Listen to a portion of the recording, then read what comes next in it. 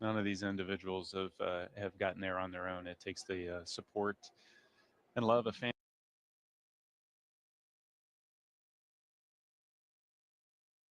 family and friends and colleagues, and it's a team sport.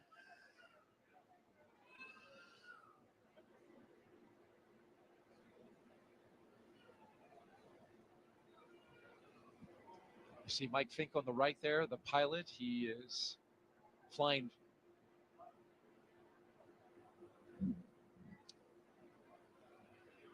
He is flying along in his kit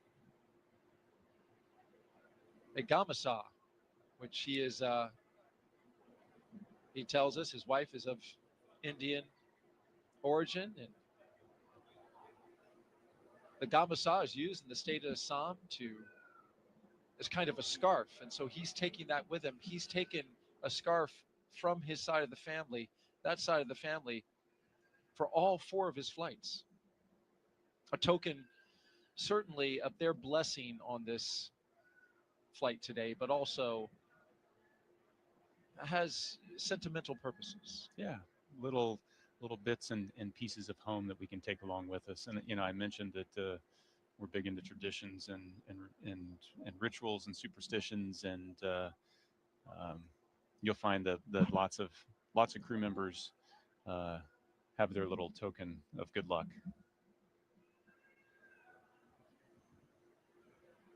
You can see them connecting to that cooling air. They've been off of it for a few minutes now, and so a little warm in the Florida air. Last goodbyes as the doors come down, and then immediate family will be able to come up to the windows after they crack them. Yep, they're going to roll those windows down a little bit and give some last words before launch and before they depart the operations and checkout building. Inside Zena's Tesla there, she'll have the flight surgeon going with her. Yeah, and you can see the lengths we go to preserve that quarantine. You wait till they maintain their distance when they're outside the cars. Once they get inside the cars, there's still some distance. All the personnel that are in the cars with them have also been in quarantine this entire time. So it's not just the crew members that are in quarantine for a couple weeks. It's a group of several dozen people that have to quarantine.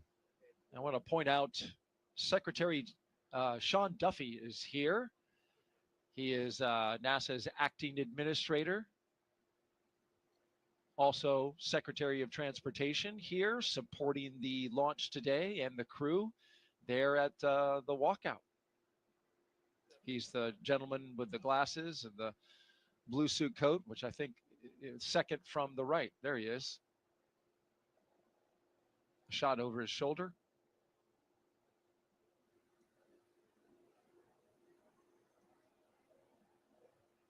He just took the reins of NASA just a few weeks ago. He's doing so on an acting basis until an administrator can be nominated and then confirmed by Congress. A look inside the window, Zena Cardman giving some waves. And I imagine emotions must be running high. How can they not?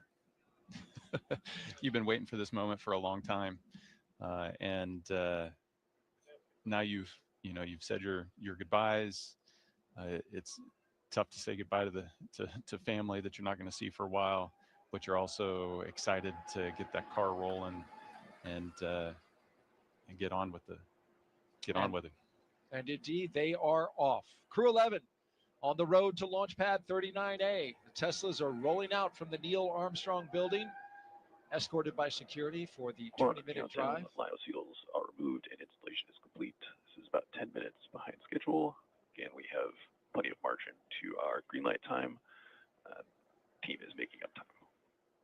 Well, that's a good call out there. We were running 15 minutes behind, but as you heard from the launch director, they have made up 5 minutes, now currently will continue to work this, and the flight crew right now headed out to the pad. Their next stop, a rocket, waiting to launch them into orbit. No pressure, just your average commute today, Nick.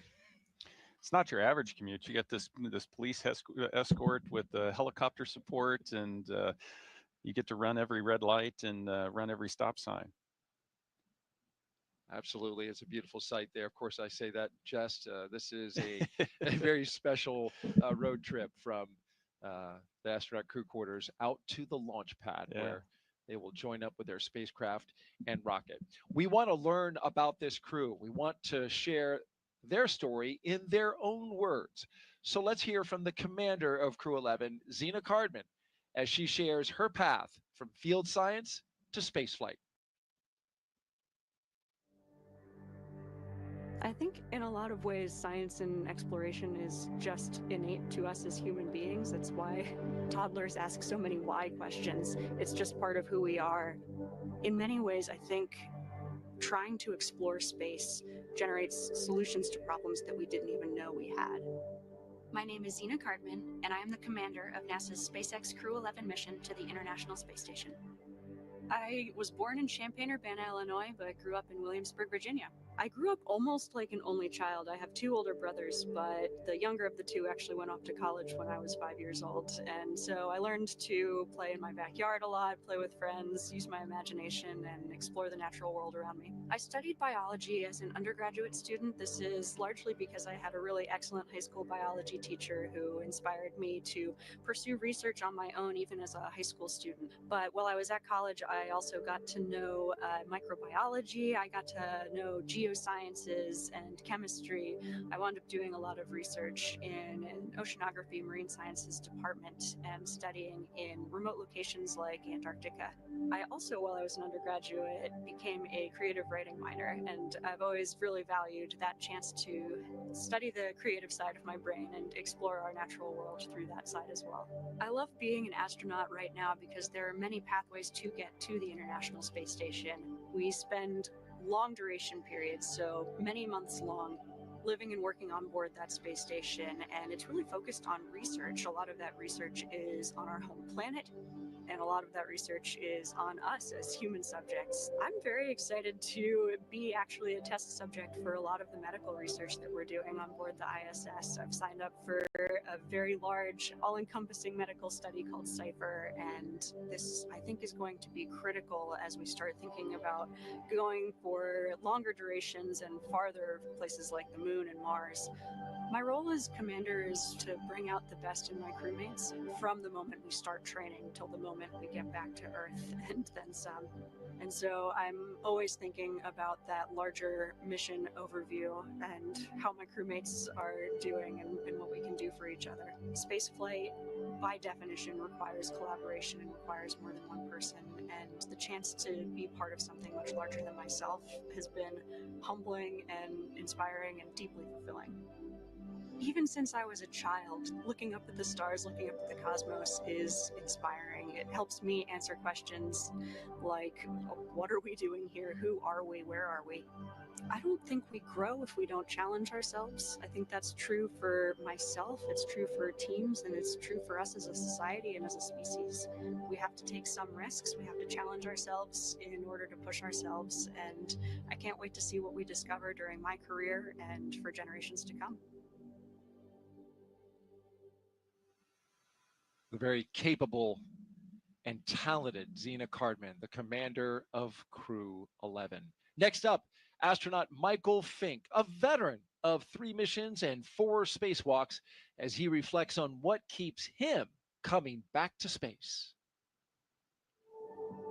Human beings, part of our nature, part of who we are, our identity is explorers. Because every time we explore, we improve our lives and our situations. It's just natural. My name is Mike Fink, and I'm the pilot for NASA's SpaceX Crew-11 mission to the International Space Station. I grew up in Pittsburgh, Pennsylvania, home of the mighty Steelers, and it was a great time to grow up, lots of great educational opportunities, a time that was tough economically, but a place where we knew that dreams could come true.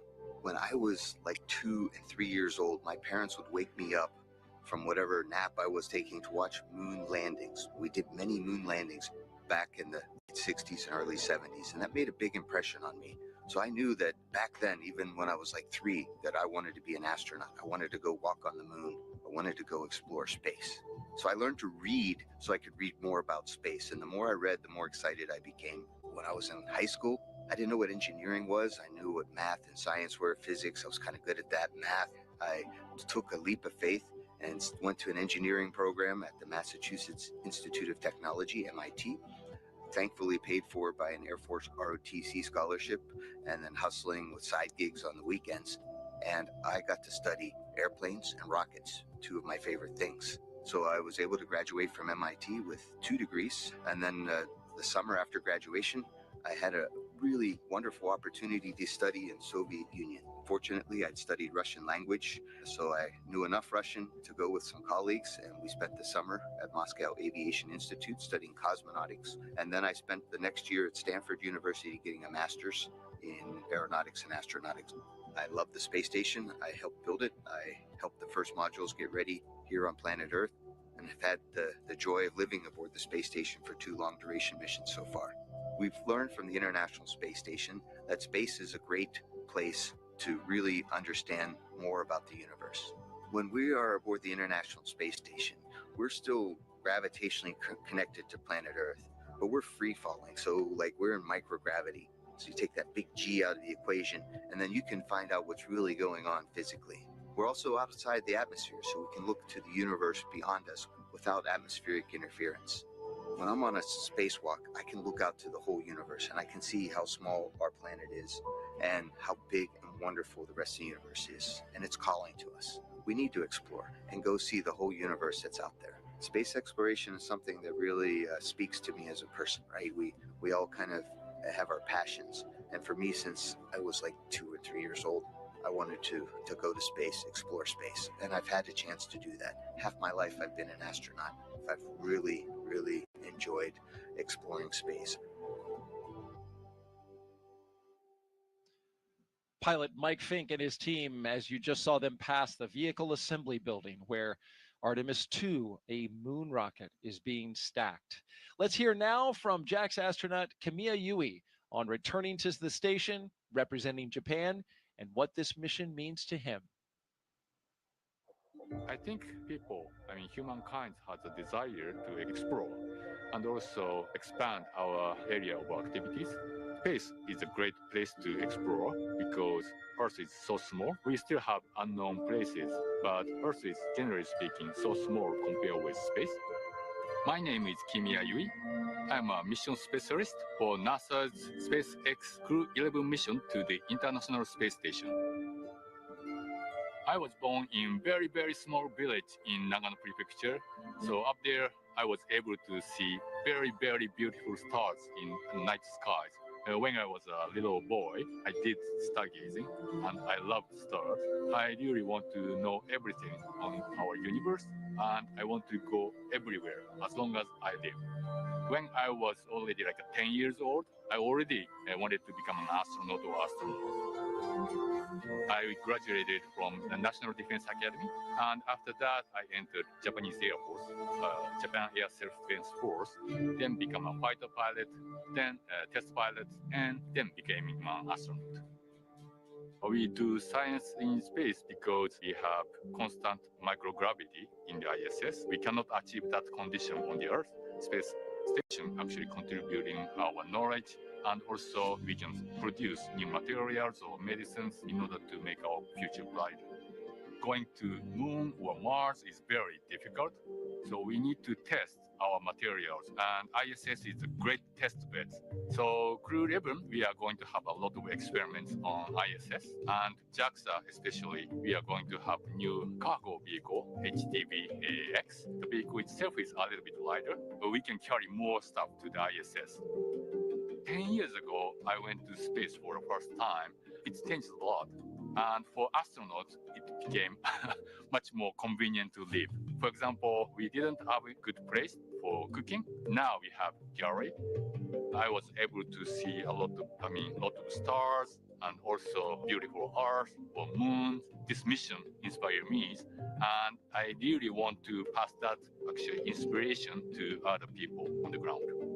ISS is one of the best examples to have a dream and work together and make the dream come true. So if you see ISS in the night sky, please think about your dream, about how to make your dream come true.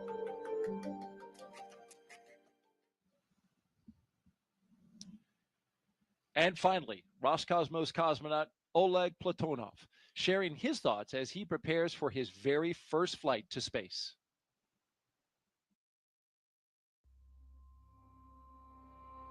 Бесконечный космос открывает бесконечные возможности для человечества, поэтому есть необходимость осваивать Солнечную систему, осваивать просторы за пределами Солнечной системы. А для того, чтобы это сделать в будущем, мы должны закладывать эту базу. My name is Oleg Platonov, and I am a mission specialist for NASA's SpaceX Crew-11 mission to the International Space Station. Я родился в большом индустриальном городе в России, в городе Челябинске. Это моя родина. Я занимался в патриотических кружках, связанных с авиацией и космонавтикой, поэтому уже в мое детство я задумывался о космосе. У меня много целей в этом полете. Прежде всего, я хочу полететь на мощной огромной ракете в космос, долететь до Международной космической станции, сесть возле большого иллюминатора на станции, посмотреть на нашу красавицу Землю, и это будет вдохновлять меня работать все лучше и лучше.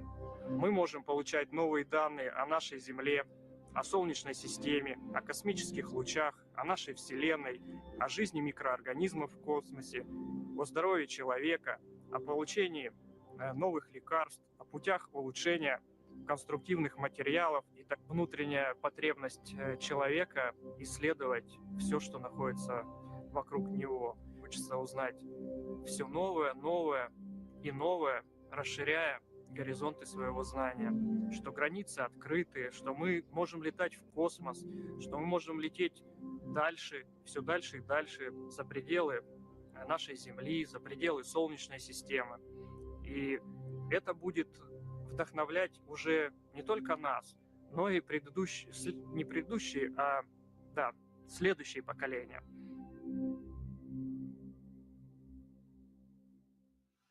And those are all 4 members of Crew-11. If you're just joining us, we are currently T-minus 3 hours and 1 minute until liftoff of those 4 individuals who make up Crew-11.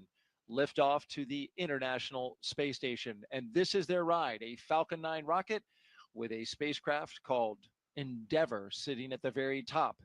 That crew walkway that you see connecting the launch tower and the rocket, astronauts will soon be walking across that walkway and into their spacecraft to get strapped in to go to space. Right now, they just arrived at the base of the pad, and here is a beautiful view of Launch Pad 39A, which sits just 500, 600 feet away from the edge of the Atlantic Ocean, the beach there, which, as you can see from the calm state of the ocean, we have very light winds, we have sunshine, we have a beautiful day for launch. 90% go is what our launch weather officer is reporting out for weather conditions at the time of liftoff. That time, 12:09 and 24 seconds p.m. Eastern Time. As we gaze up at the sky, seeing just some very thin cirrus clouds up ahead, those not a problem at all when we get ready to launch. We're green across the board right now, running just a little bit behind on the procedures out at the pad. At last check, about 10 minutes. But SpaceX crews are working diligently to catch that time up. And this mission operation timeline, it should be noted, has plenty of margin in it.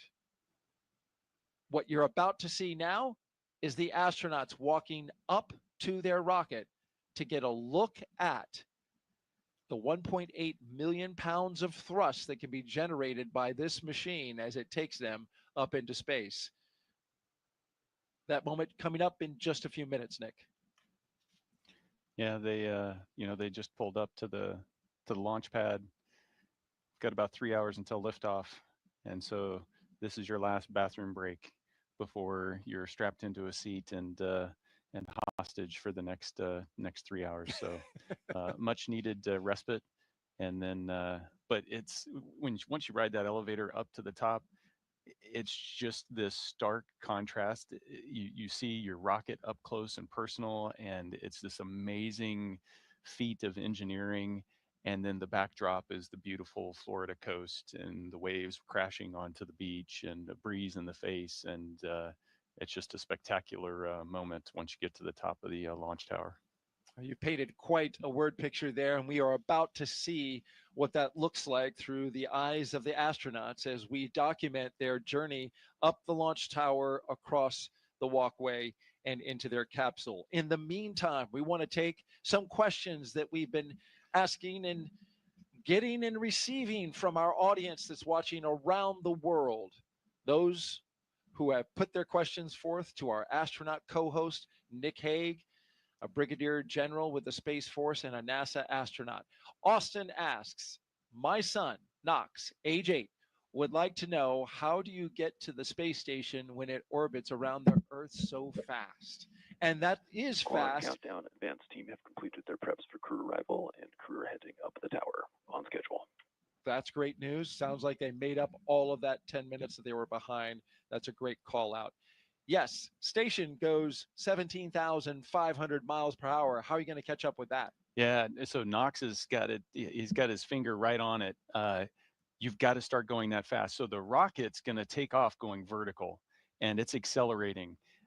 But after a few minutes into flight, the rocket pitches over and is basically going horizontal and continuing to accelerate as it falls back down toward the Earth, and so you're turning all of that fuel, the 1.8 million pounds of thrust that you were talking about, you're turning all of that into velocity. So right now they're going 0 miles per hour. After 9 minutes of lighting that rocket, you're going to be going 17,500 miles per hour.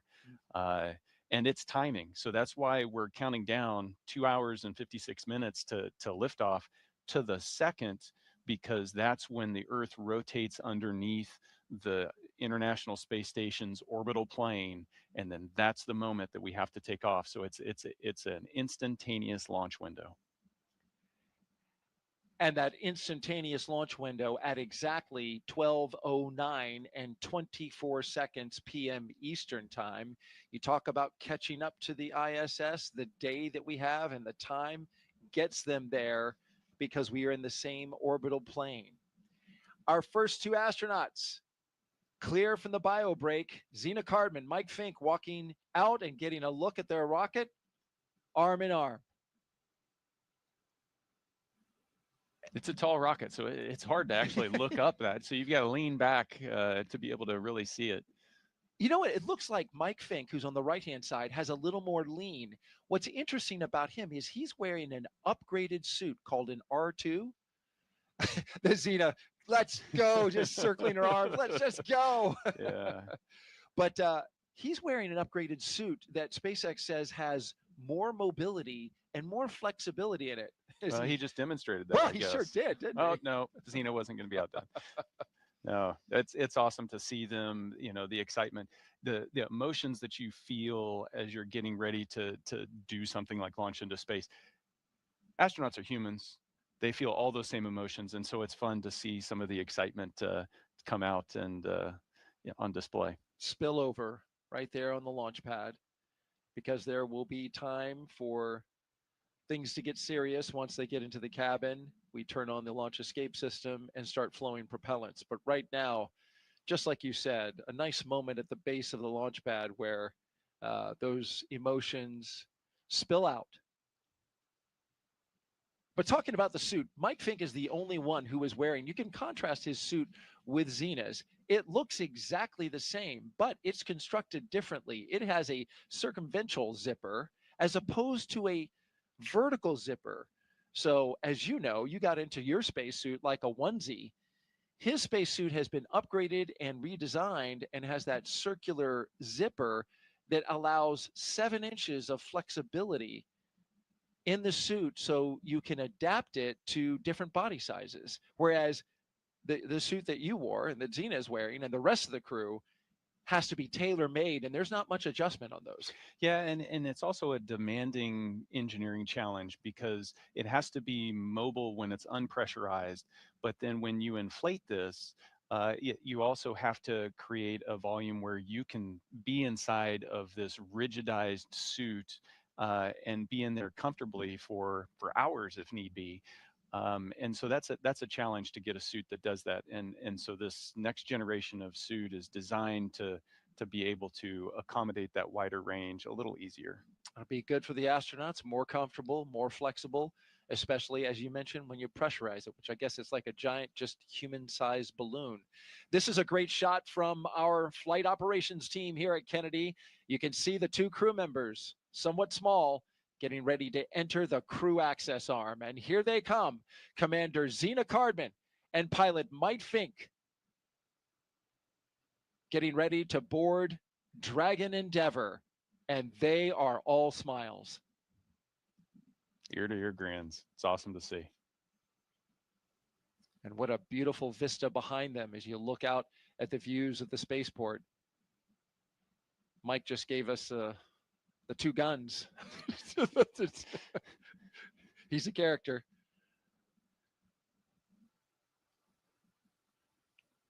Now, before they get into the spacecraft, some important business at hand here, wanting to make sure that no FOD or foreign object debris goes into the spacecraft. So the two suit technicians and the closeout crew there, making sure that they take care of that, as well as this tradition right here, Nick.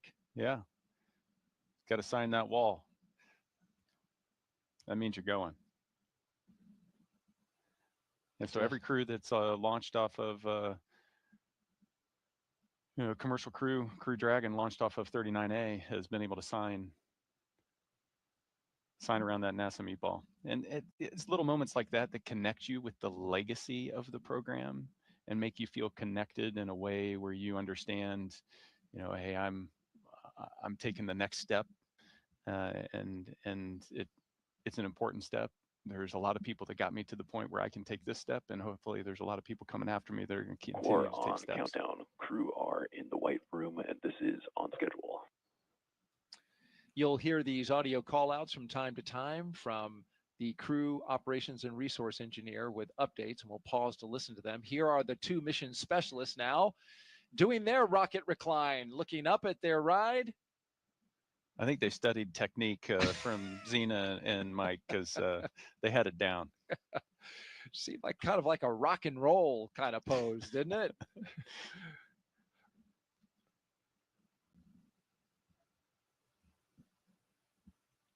They will be riding the other elevator. This, of course, is Heritage Space Shuttle equipment. Those elevators, they used to just have numbers in them.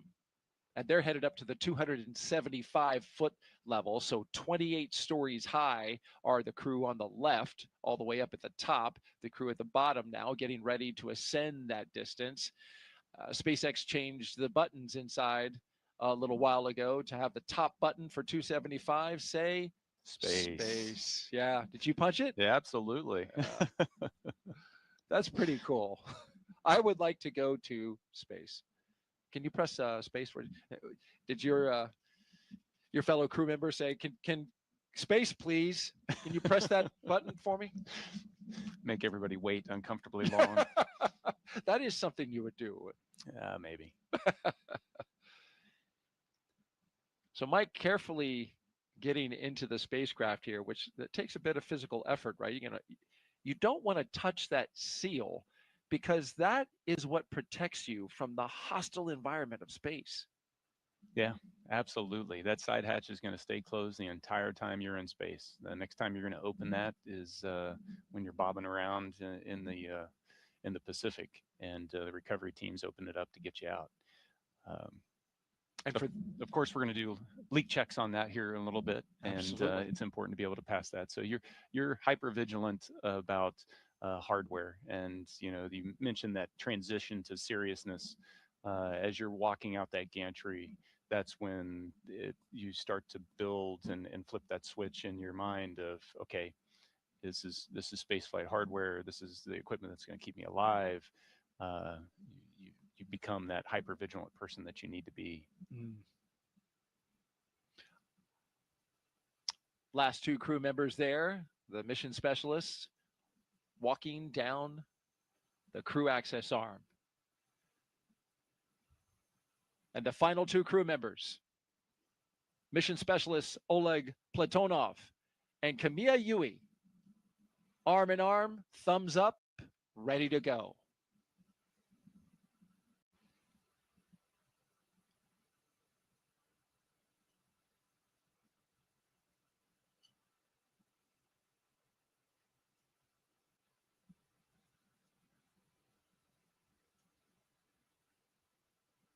Split screen there, looking outside and inside the White Room.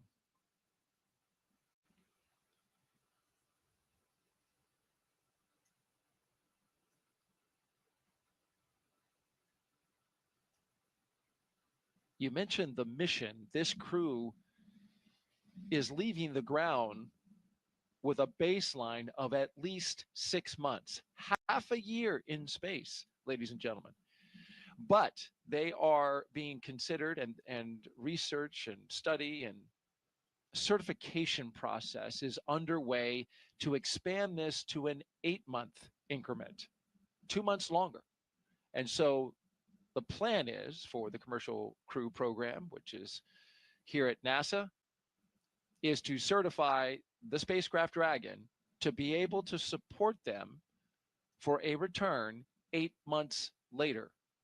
We know they can live on station for 8 months. We've had astronauts live there for a year. But that is a long duration space flight. And so the hope is that they certify them for 8 months and they can return 8 months later, hoping to get it by October. Yeah, it's a 6th flight of Endeavor, and there's a lot of things that need to be looked into. From a crew perspective, the mindset has to be, I'm going for 8 months. And then if it ends up not turning out that way, then that's I guess a pleasant surprise, or unfortunate, depending on your perspective at the moment, because every day in space is a gift. No, it'll be exciting for them. And like you said, we've had people up there. One of my crew members, Christina Cook, was up there a year. She launched with me on MS-12. So we know how to do it, and we know how to keep people healthy when they stay up there that long. It really comes down to expectations and expectation management with crew members, as well as families, as well as the entire team that has to support this particular mission, because it's not just the crew and their families, but that entire support network is on call while they're on orbit.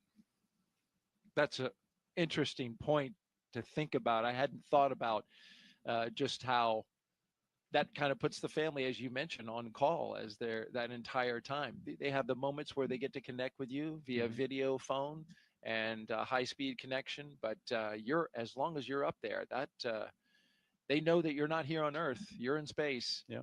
And you and your crew are being supported by this international laboratory, which has been doing it for 25 years come November 2nd. You're watching live launch coverage of NASA and SpaceX's Crew-11 launch to the International Space Station. I'm Daryl Nail, and I'm joined by NASA astronaut and Brigadier General Nick Hague. We've counted down about an hour and 20 minutes so far, and we're cruising to liftoff. T-minus 2 hours and 44 minutes. T0 is 12:09 p.m. Eastern Time. A look at the signatures on the wall inside the White Room. And I would love to see if we can make out my co-host signature there. You Nick won't. Hague? You won't. No? I launched off Slick 40 over at Cape Canaveral Space Force Station. Indeed you did. Yeah, so there's 2 lonely signatures over there on Space Launch Complex 40 right now. That's right. And that was a late change, and my apologies for that. because you were initially supposed to launch off a 39A. Yes, it was. We were the the first to launch off. We were actually the first humans to launch off of that right. launch complex. The certification process you mentioned, the certification process for extending the life of Endeavour. Same kind of thing happens for the ground station as the launch complexes, and they were able to get that process done in time to support us to be able to launch off there. So it was a thrill to be able to be a member of the Space Force and launch off of a Space Force launch complex. That's pretty cool. Yeah. And you're the only 2 signatures there. Yeah. Well, So, hopefully I mean, we can fix that. Hopefully we can fix that. Yes, absolutely. SpaceX has 2 launch pads here that are human rated for spaceflight, and that gives them great redundancy, great capability as well for NASA to have access to.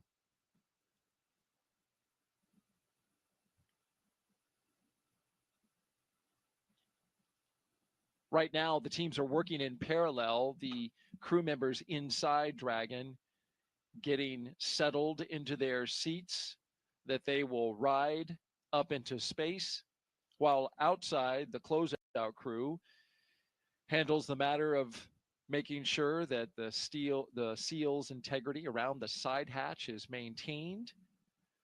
And then once they get them all settled and finish up their work inside with the crew, they'll depart. You can see number 22 still inside.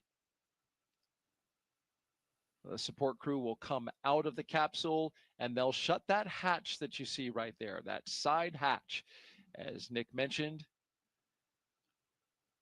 when that is shut and they've secured it, they will leak test it to make sure it can withstand the rigors of the harsh environments of space.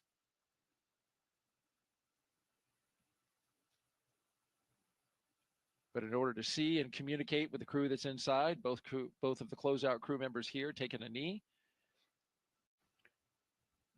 Yeah, and you can see a couple of the ninjas inside. They're, principally getting everybody strapped in nice and snug. Then they're also providing them with some of their personal equipment. You see the white satchels that they'll wear on their thigh. It's a place to put their tablet, as well as some writing utensils and some other things that they may need in terms of personal gear. And make sure everything's situated, because once you're strapped in, they don't want you coming out of those straps until you're floating around. Certainly want all that in order and in place for the very exciting ride up into space, but it's also going to be a long one, Nick. This is a 38.8-hour phasing, which means from the time that they lift off to the time that they dock to the International Space Station, almost 40 hours in space. This is the longest ride to space so far for NASA's commercial crew program, flying the Dragon, which we are now in our 12th flight, Crew-11, the 11th operational mission, but we have to include Demo 2, which was the first test flight. Yeah, 40 hours is a long time. So it only takes, less than 10 minutes to get to space. And then, this gets back to the question before of how do you catch up to the space station? Well, we phasing is the word that we use, but essentially in different orbital altitudes, you move different speeds. And so we adjust the orbital altitude of the Dragon capsule to allow it to catch up to the space station. And in this case, it's going to take 40 hours to do.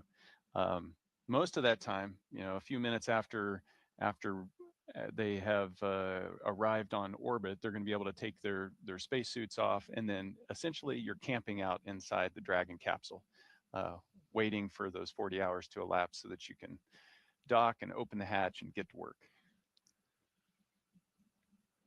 That's astronaut Nick Hague, commander of Crew-9, flew just a couple missions ago for NASA. Also flew... SpaceX, Dragon, ready for sound check. SpaceX copies, we are configured. So, seat 1, seat 2, seat 3, seat 4, comm check. Seat 1, loud and clear. 2, loud and clear. 3, loud and clear. Seat 4, loud and clear. Core, loud and clear. Umbilical comm check complete. Report when ready for seat rotation.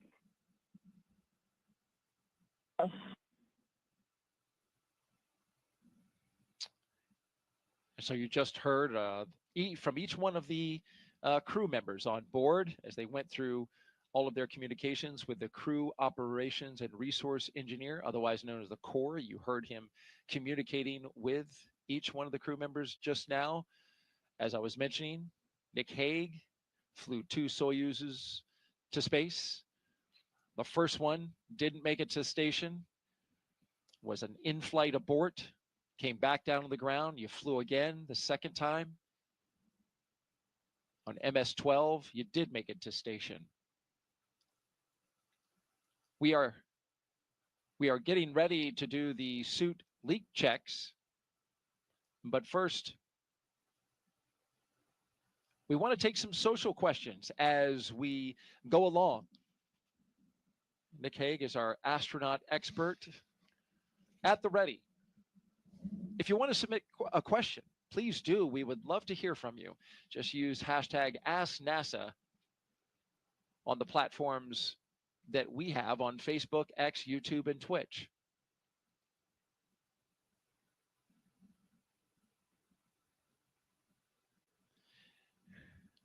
And we have a question in the lower right hand of your screen. Yes, Benny asks, what was the hardest part in becoming an astronaut?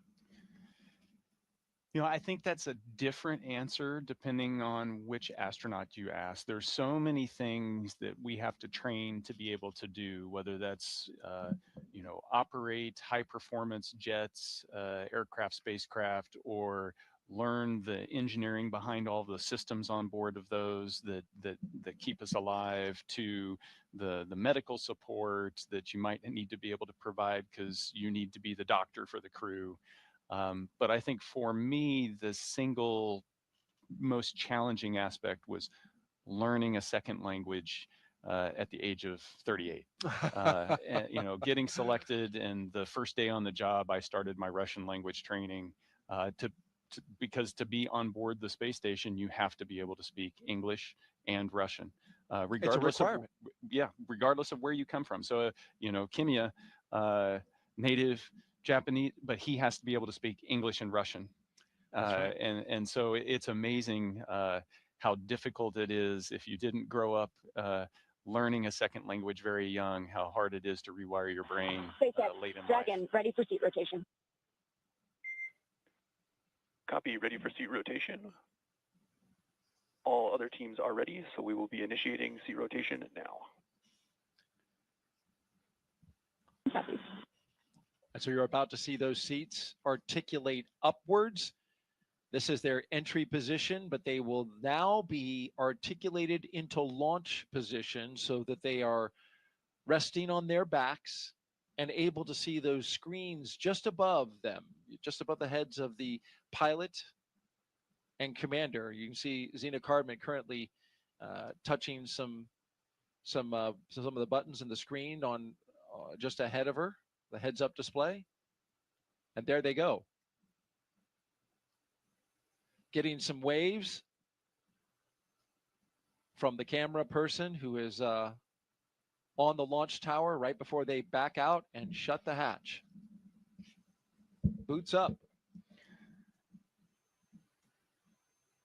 Yep, that position is important because when you're launching, you want to make sure that that G-force is coming through your chest because it's easier for your body to handle. But then when you're landing and the impact of landing, you want to make sure that you're in that more upright orientation. It's all for crew safety. It does allow them to see the displays better. Dragon SpaceX seats are in the launch position. With that, you are go for section 2, suit leak check preparation.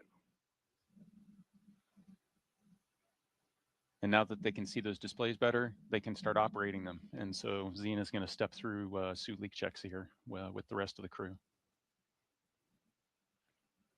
I did not know that they articulated them down for reentry.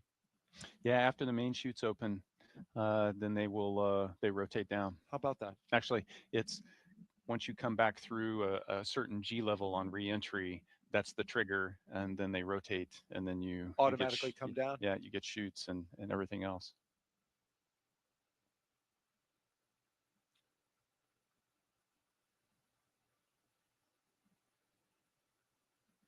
Now that we have Crew-11 seated inside of the spacecraft, we want to go back and hear the story of your first spaceflight, Nick, which was, to say the least, an adventurous one.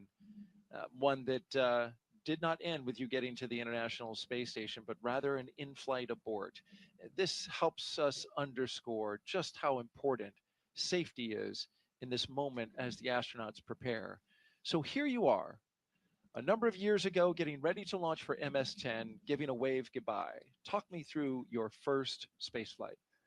Yeah, when I look at this picture, it almost snaps me straight back. It's a beautiful fall day in the steppes of Kazakhstan. We're on, the same launch pad there that Yuri Gagarin launched into space on.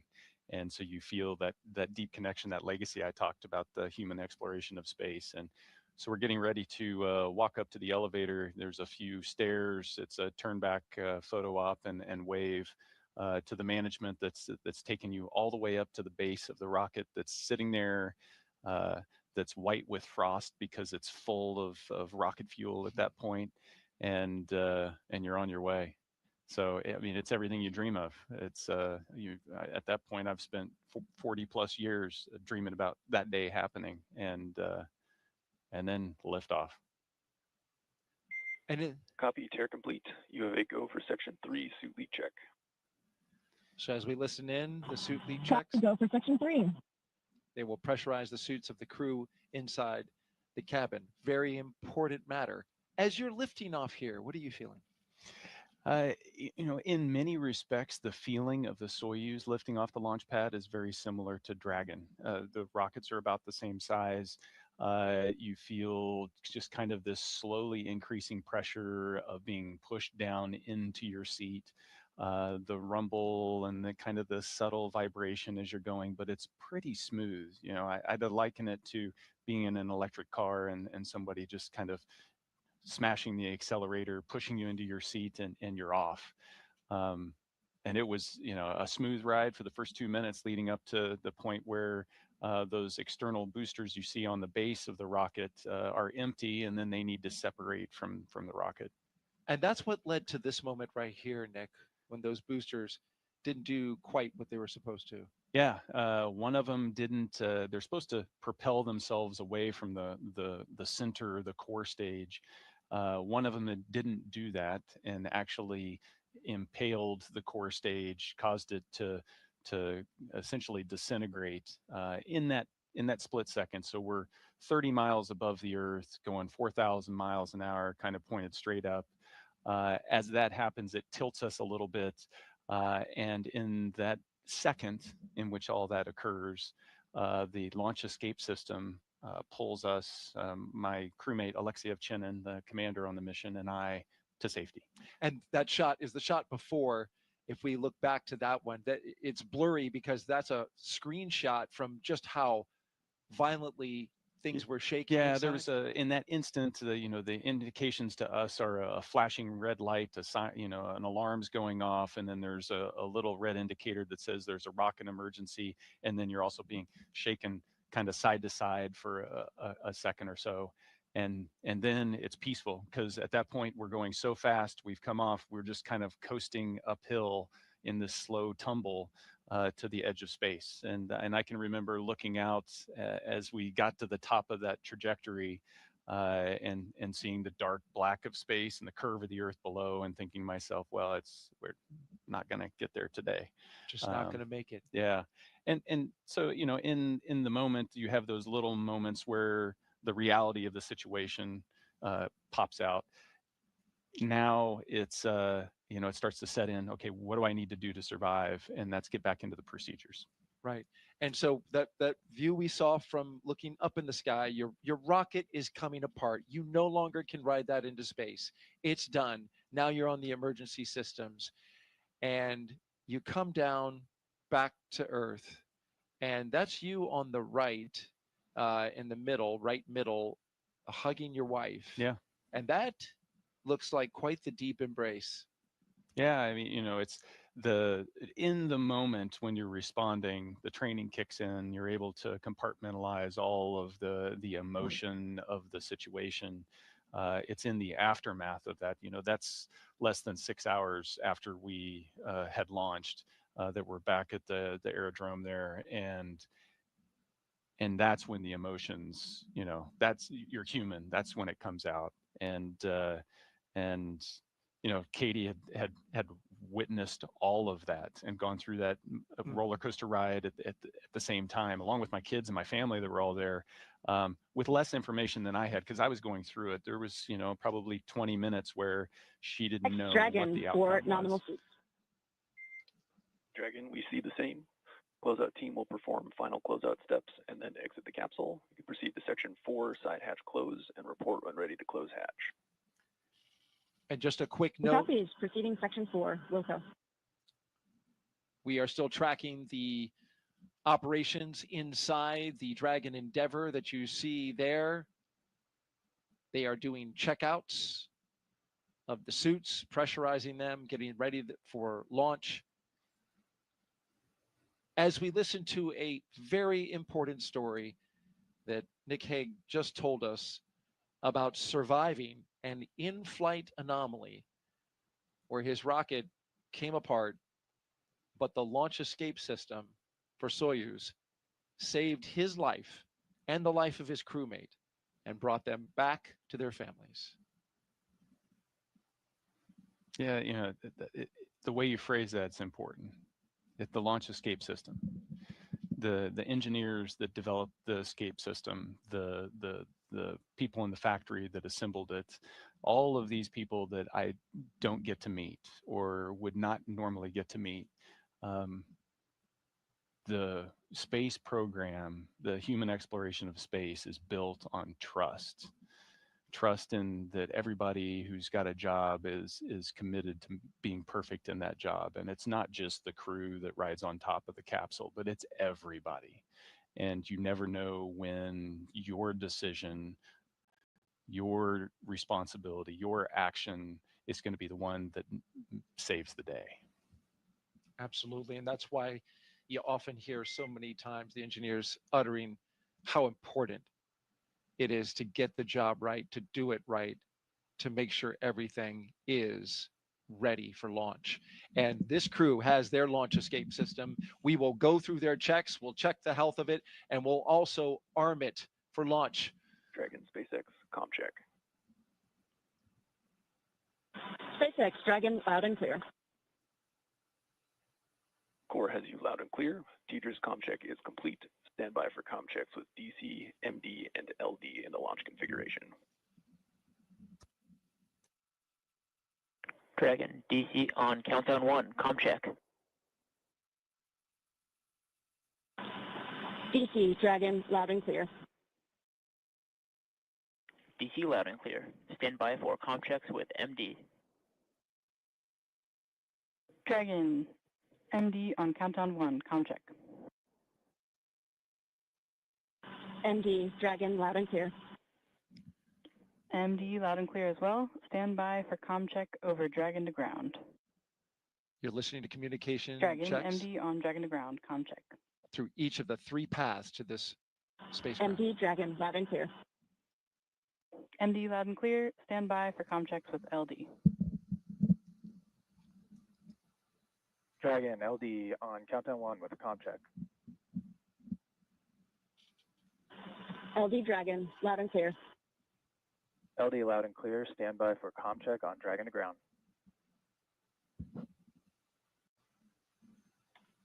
Dragon, LD, Dragon to ground, comm check. LD, Dragon, loud and clear. LD loud and clear. Dragon, SpaceX, launch configuration comm checks are complete. Dragon copies, and crew are ready for side hatch closure. Copy, crew readiness for side hatch closure. Closeout team is taking final steps in prep for that closure, so stand by for that in a few minutes. The vehicle will then transition to pad hatch closed. Ensure all items are secure from now through launch. Dragon copies, GoCo.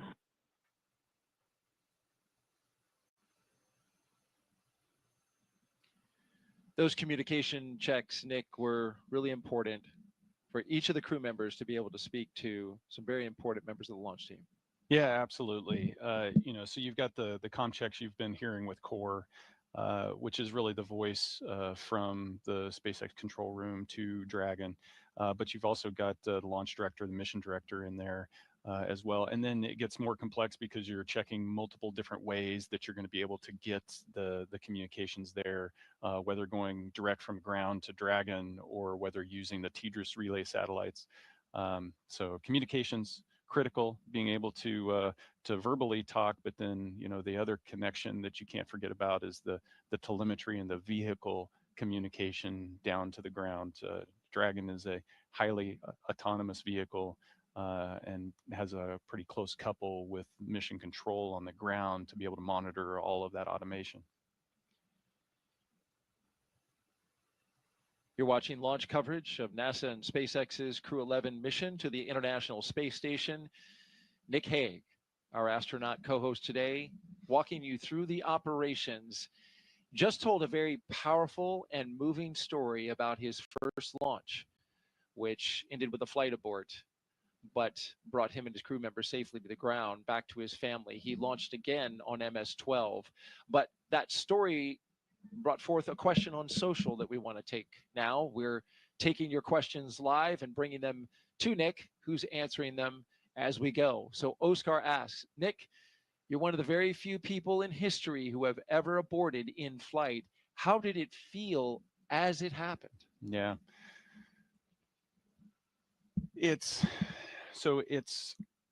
We spend so much time training for what to do when things go wrong.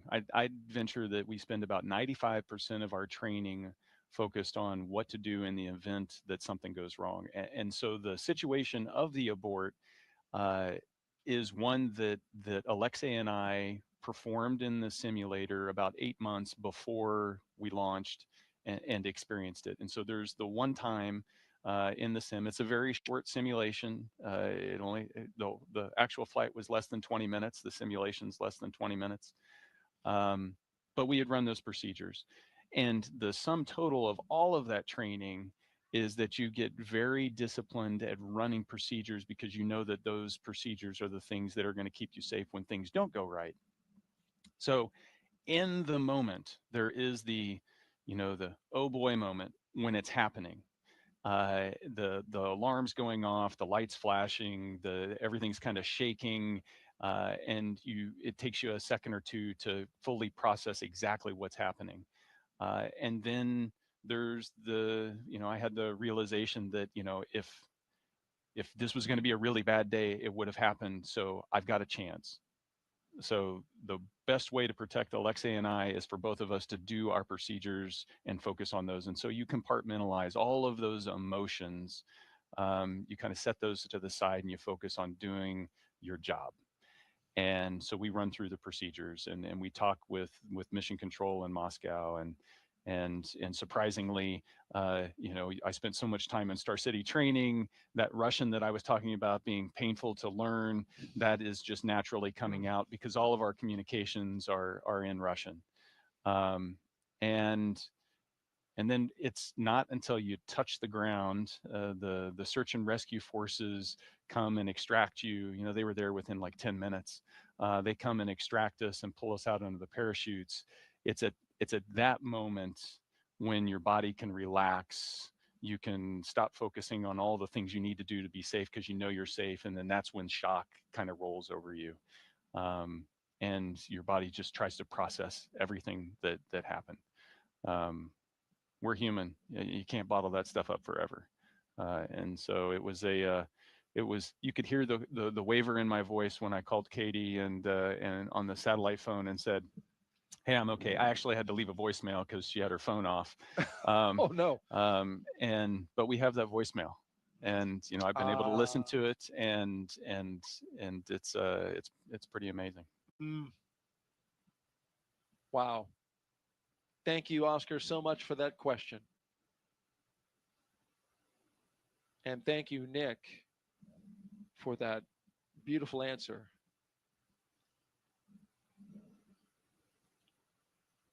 We are continuing to document Crew-11's steps through their mission operational timelines, getting ready for launch. You saw this closeout crew remove a protective cover around the seal. Now they are examining that seal and documenting, taking pictures of it, because once they shut that door, it needs to be as airtight as they can possibly get it, since you're going into the vacuum of space, and it needs to protect all 4 crew members inside. Yeah, it doesn't. A single strand of hair across the seal can be enough to cause it to fail the leak check.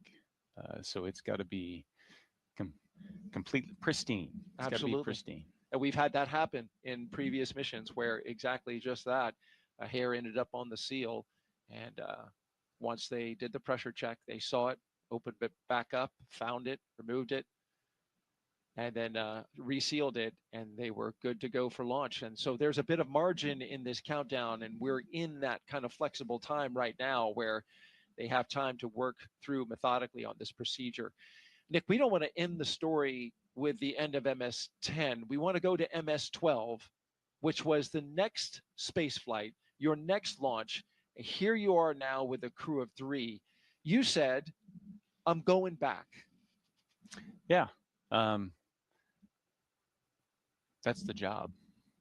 I mean, we explore because it's important.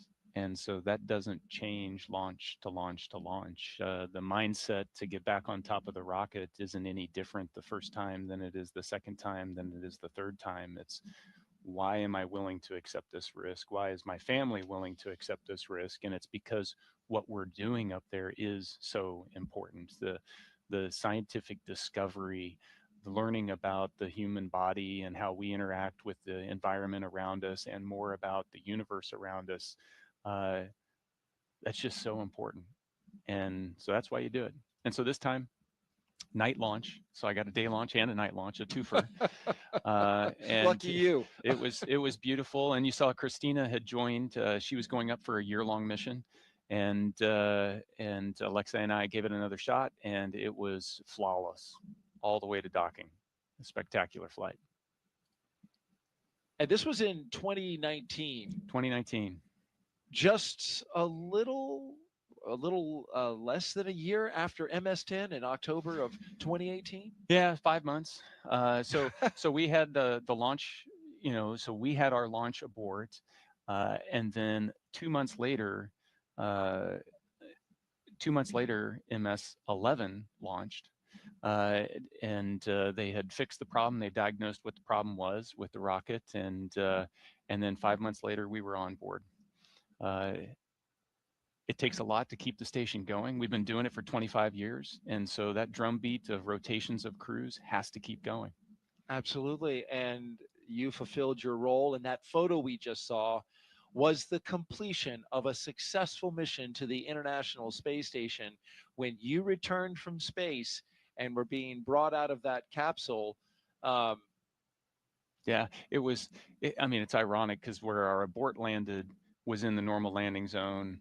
We landed there almost a year to the day later in that landing zone. And so it was the culmination of a pretty interesting year, needless to say. How about that? As you look around, right, and go, I remember this place. But you felt a lot different. Yes, absolutely. It's spaceflight changes your perspective. That overview effect that everybody talks about, the way you perceive the globe and how connected we are, and just how special the Earth is. It's profound. I wish we could get more people up there. I hear this time and again from other astronauts that The more, we're almost up to 700 people now that have gone into space. I'd love that to be, 700,000 people, even if it's for short periods of time. As a veteran that's done a suborbital flight as well as an orbital flight, it's all good. sure many of our audience, I know I would love to go someday, and that's of course the aim of the Commercial Crew program, is to make space more accessible to more people. And so finally, your most recent mission, 2024, in September of that year, not too long ago, you launched back into space on Crew-9. This, of course, launched from right here on the Space Coast, Launch Complex 40, as you mentioned, the first crewed mission from that pad. But there was only two of you. And we've talked about this. This was a crew of two for a special reason. You had an important mission for Crew-9. Yeah, the seat 1 and 4 there, you can see are empty on the uphill portion, and that was to accommodate Butch and Sonny coming back home with Alex and I 9 months, 6 months later. So we were launching on a normal rotational mission to the station, and planning to do our 6-month long duration mission. And job one, as soon as we opened that hatch, was integrating Butch and Sonny into the Crew-9 crew, and then continuing to do that research mission. There you are, lifting off. I got to say that the weather today is so much better than it was back then. We had a hurricane blow through a day or so before, and then there was a window and a little hole in the weather, and we shot through it. I think they've got a better weather today. There you are with your full crew of 4 on the way back home. Yeah, you can see Butch in the far field there. Sonny's just off the camera, close to us, and yeah, coming home.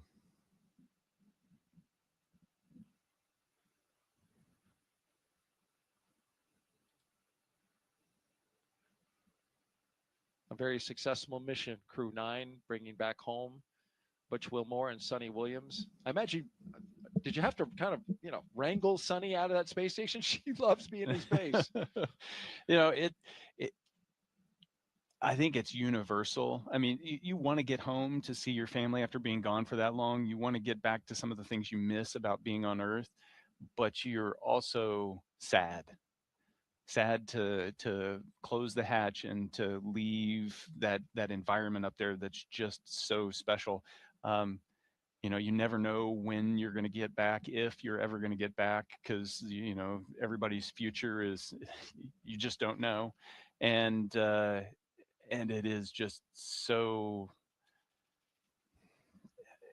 it just has such a huge effect on everything that you do, and you bring that back. And so missing out on being able to float around or look out the window, or in some respects it's see all of my my crewmates. So I haven't seen Alex since right after landing. I haven't seen Alexei and Oleg since the station, and so you feel this sense of time passing and the moment ending. We are T-minus 2 hours and 10 minutes until liftoff of Crew-11, NASA and SpaceX's rotational mission to the International Space Station. In a little less than an hour, we are going to expand coverage with our friends from SpaceX joining our launch broadcast, and we'll come up on camera so you can see us, see Nick live in the flesh here as he steps us through the operations today all the way to liftoff and into orbit.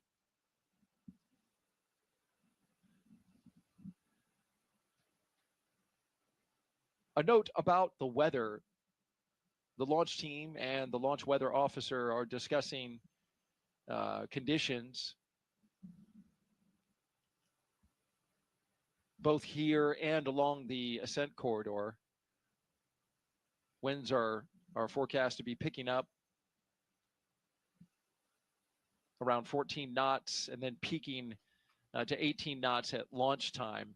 So that is something that they're going to evaluate closely. The winds have to be within a certain range before they'll go forward with prop load, which of course is a very careful and delicate operation. It's automated for SpaceX, but when you start loading a rocket with propellant, a lot of care has to be given to external influences like the weather. Dragon SpaceX, we're commencing health check for launch escape system. You can expect a momentary flight computer state change, followed by transition back to pad hatch closed. Dragon copies. And so you mentioned the weather, and it gets right to the point that they're making here is the weather's got to be good so that we know that the launch escape system can be used, so we can arm that before we start loading that propellant. So at the moment where we start loading all this dangerous stuff onto the rocket, we make sure that the crew has got a way to get out of there in a heartbeat if they need to. And onshore winds may seem like, not a big deal, but if you're coming down under a parachute on a capsule that's not supposed to land on land, you want to make sure that you don't drift onto the land. And so that's why they watch all of those conditions. Critically important, those winds. And so the teams will be evaluating this again just before prop load. Of course, this is a forecast that we see right now, but what actually happens to the winds in the moment that we're getting ready to launch or getting ready to arm the escape system rather, and then load props could be different. So that's why we watch it in real time. Winds are notably fickle here at the spaceport because of what Nick just said. That sea breeze, it gets kicking up. You can see our flag out by the launch clock right now, starting to blow just a little bit. And so we'll be monitoring that throughout the rest of the countdown going into T minus 50 minutes. Yeah, it's a beautiful sight though, isn't it? It is indeed. And what has shaped up to be a beautiful day for launch so far. If you're just joining us, we'd like to introduce you to the crew. Crew-11 going into space today consists of the commander, NASA astronaut Zena Cardman. She holds a Master of Science in Marine Sciences from UNC Chapel Hill. Cardman has experience with NASA research in the Canadian High Arctic and has supported real-time station operations and lunar surface exploration planning. She also likes rock climbing and powerlifting in her free time. She trained for Crew-11 as the commander, but was reassigned to Crew-11 and is now the commander here. And she has, by virtue of all that training, a lot of training for a first-time flyer. She is well prepared. She's been well prepared from day one. She had done a backup flow prior to the Crew-9 assignment. But it was a thrill to be able to go through spend the roughly 18 months leading up to the Crew-9 launch, being able to train side by side with her. She's a phenomenal crewmate and is going to do an amazing job. Your Crew-11 pilot is NASA astronaut Michael Fink, a veteran of 3 space flights. Fink has completed 9 spacewalks, totaling 48 hours and 37 minutes of EVA time, and has spent 382 days in space. Fink is a certified pilot for Boeing Starliner and SpaceX Crew Dragon, as well as a co-pilot, flight engineer on Soyuz, and a mission specialist on the Space Shuttle. Fink enjoys spending time with his family, traveling, geology, and learning new languages. Unlike you, Nick, Michael Fink loves to learn himself a new language. We are completely different in that regard. No, actually, learning a new language opens up your appreciation for their culture and gives you a deeper understanding. And so even though it was one of the most difficult aspects of training, it's also been one of the most rewarding. I wanted so badly to learn a second language. I studied French. It did not stick, but I certainly appreciate those who can speak another language. But thank goodness for smartphones and apps that now translate for you. So I feel like I'm missing out on less. Yeah. Our mission specialists, let's get to them. JAXA astronaut Kimia Yui is Crew-11 mission specialist number 1 with 142 days in space. This will be Yui's second trip to the space station. Yui flew as a flight engineer for Expedition 4445 and became the first Japanese astronaut to capture JAXA's H-2 transfer vehicle in November 2016. Yui was assigned as chief of the JAXA astronaut group. Yeah, and he had to learn English and Russian in order to fly to the station. So I guess this is the note that you need to give to all the kids that are listening. I want to grow up and be an astronaut. Probably the one thing you absolutely need to do is know 2 languages or more. Well, that takes me out. I said kids, Daryl. Oh, okay. So you're saying there's still a chance? Mission specialist number 2 is Oleg Platonov. The Crew-11 mission specialist is Roscosmos cosmonaut Oleg Platonov. This will be his first trip to the International Space Station. He graduated from the Krasnodar Higher Military Aviation School of Pilots with a degree in engineering and military rank of lieutenant. He is married with 1 child and apparently is the comedian of the group. I think they all have a pretty good sense of humor. Yeah? Oh, yeah. And you see that expressed, even as they were just making their way out to the pad and up into the capsule. Lots of smiles, lots of laughter. We did see that as they were coming across the crew access arm earlier, as they made their way into the spacecraft. T-minus 2 hours and 3 minutes and counting until liftoff of Crew-11. It's a long wait. Now they're strapped in and there's not much to do. And so you have time to reflect and think about all those, I guarantee you they're thinking about the things they need to do, but they're also thinking about all the people that helped them get into that seat. The training teams, the ops teams, everybody that supported them along the way, their families, their friends, the ones that have been the support network to get them to this day. As Crew-11 reflects, we want to reflect on their destination, the International Space Station, one of the most extraordinary labs ever built. Here's a closer look now at how science happening up there in their destination in low Earth orbit is improving life for all of us down here on Earth.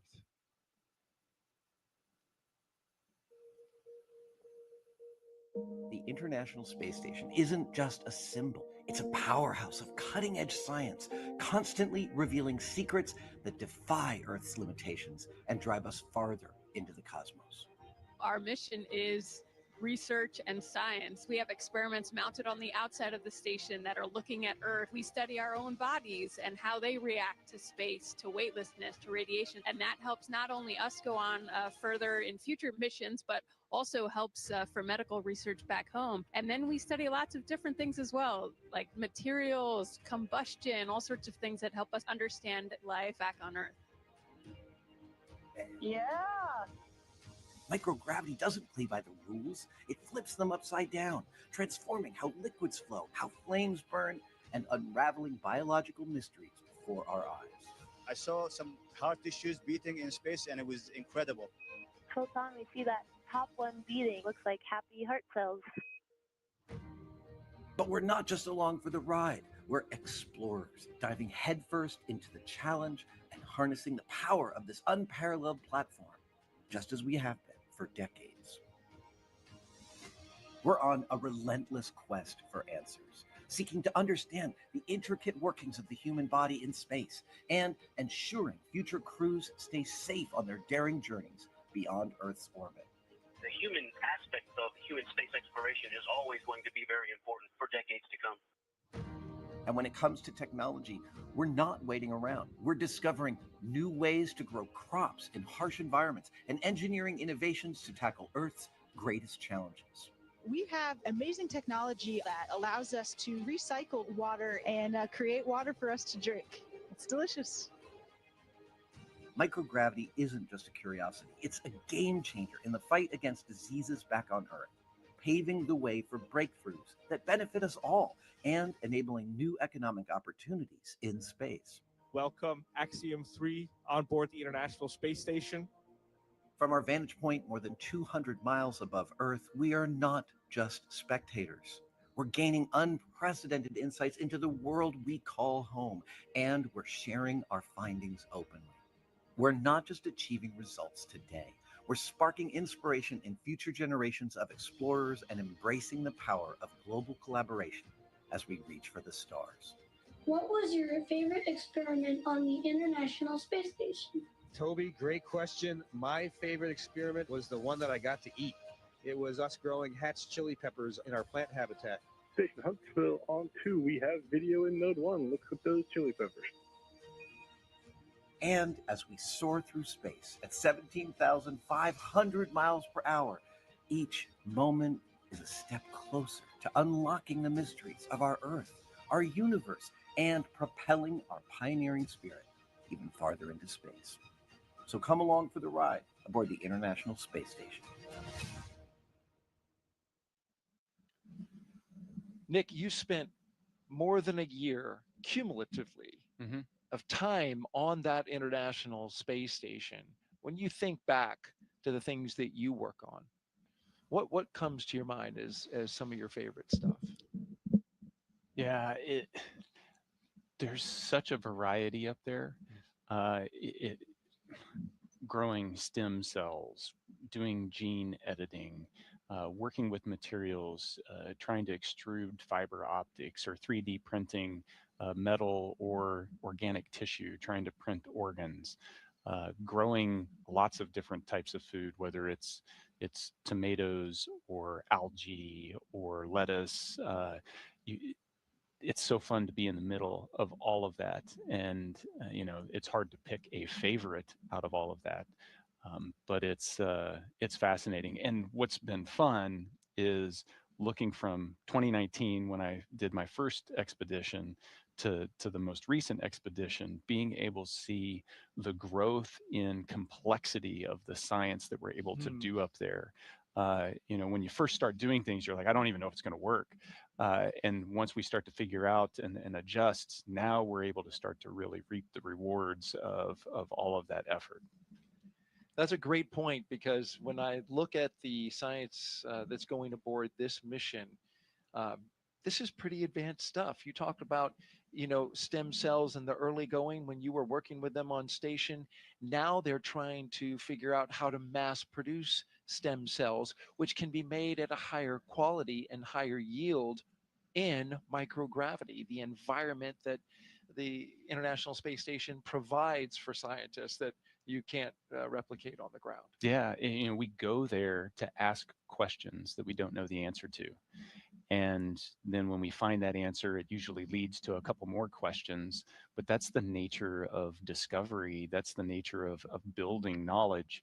And as we gain this knowledge, we start to identify these areas where, hey, this is something that is unique to space that'll bring benefit back down to Earth for everybody.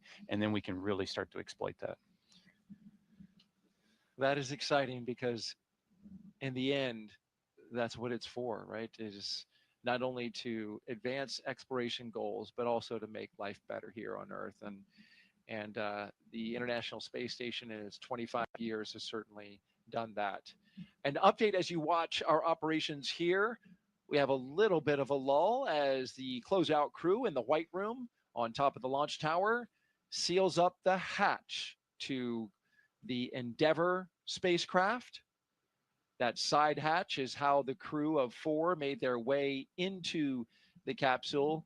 And now it is the responsibility of the team that you see here to make sure that that door has a good seal, a good tight seal, before it starts to fly hundreds of miles per hour, thousands of miles per hour, and then tens of thousands of miles per hour.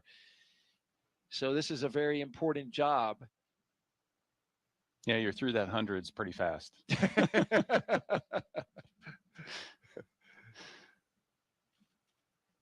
What's the ride like on the Dragon specifically at liftoff? It's smooth. Yeah. Yeah, it feels so smooth.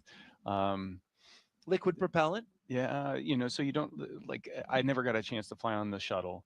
but the shuttle was rough because of the solid rocket boosters. That's what everybody said. You don't have that, and the thrust level is a little slower here, so it also doesn't like throw you off the pad. It's a slow acceleration, but it's a constant increase in that acceleration that just keeps going until you get to, kind of the end of first stage.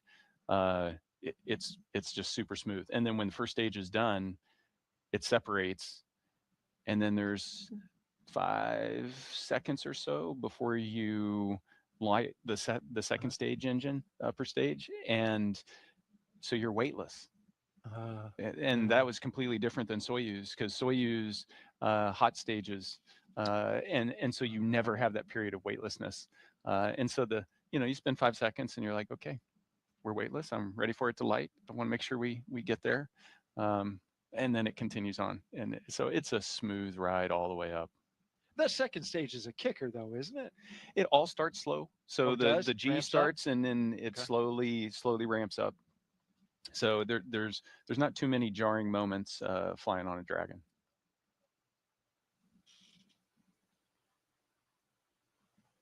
We were talking earlier about the science. Let's dive into what Crew-11 will be doing. They will be busy at T-minus 1 hour and 53 minutes until they lift off to get there. We have 2 astronauts and 1 cosmonaut inside Crew-11 right now.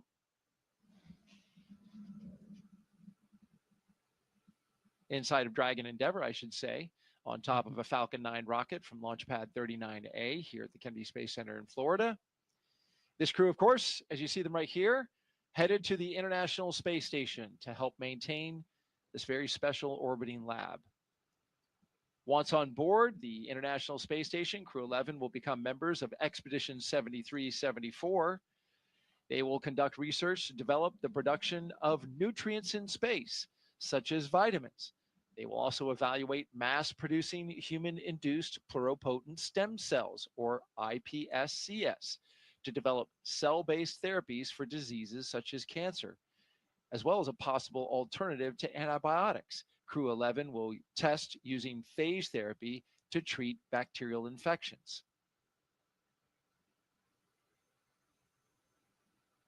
And these things are important. And you were telling me this yesterday when we were going over the show and prepping for the show. And I asked you, is an infection or a cut worse in space than it is on ground? And you said yes. Yeah, our immune systems are suppressed. They don't operate as efficiently in space as they do on the ground. And one of the experiments that I was a subject for up there, and it's an ongoing experiment, is looking at the immune system and just trying to figure out why does it get suppressed like that. But yeah, if you cut yourself and it gets infected up there, it takes longer to heal. So don't cut yourself when you're in space. I just wrote that down as my notes for when I It's a fly tip. one day. Yes. Pro tip. Pro tip. Yeah, and if you do, and you were explaining yesterday, if you do cut yourself, that it's not like, the blood goes out into space. It holds to your finger because of surface tension. Right? Yeah, it does. Water does amazing things up there. Weird stuff. If you get water, it floats in. We see all these videos where it's floating as a bubble inside, in front of them. But if you put your finger into that, it just kind of adheres to the surface of your hand and kind of crawls all up your arm, and then it'll stop, and then it becomes body temperature, and then you can't even tell there's water on your hand because there's no motion associated with it because it's just stuck in that one spot. It doesn't exert any weight on your skin. It's the same temperature, so you just don't even know it. And so you'll have water globs on you and just not notice until something gets wet. Or somebody smells you if it's sweat. That's true. That's true. It's polite to just hand them a towel. Team. All right, we're coming up on T-minus 1 hour and 50 minutes. So far, a smooth countdown. We saw Crew-11 at T-minus 4 hours get suited up. They left the astronaut crew quarters about 20 minutes away from here, got into their Teslas, rode out to the pad after saying goodbye to their family members. Under security escort, drove by the vehicle assembly building on the way, which is housing currently a moon rocket scheduled for launch of that crew, a test flight around the moon in early next year. And then they made it to this launch pad 39A, where in a little under 2 hours, they will lift off bound for the International Space Station with an instantaneous window of 12:09 and 24 seconds p.m. Eastern Time. We're keeping an eye on the weather locally, showing a lot of promise as it's a sunny day, a very hot July day here in Florida, as they typically are this time of year. But the winds have kicked up just a bit. You can see that in the texture on the Atlantic Ocean there. And the launch weather officer is monitoring winds expected to increase right around the T0. So as Nick pointed out earlier, that's an important criteria, launch criteria that they have to monitor so that the launch escape system can operate properly. That would take them out over the Atlantic Ocean. Winds need to be in the right direction and the right strength in order for that system to operate correctly. We're also looking at launch weather here, or rather around the world, along the ascent corridor, where there are areas where, just in case, just like you, when you aborted, there was an area for you to go on land because Soyuz lands on land. With Dragon, you have abort locations along the eastern seaboard and then beyond? Yeah, effectively it's all the way up the East Coast, and then kind of your last opportunity that you would need, because you'll be in orbit at that point, any further on, is just off the coast of Ireland. And so we watch the weather, we watch the sea states, we make sure that, if we needed to go and pick up a crew because they had to abort and they landed in one of those zones, that the search and rescue forces will be able to get into those locations, that the weather is going to be support that kind of operation. And so weather is a little more complex when it comes to spaceflight. You've got to take a global perspective and prepare for all those different contingencies.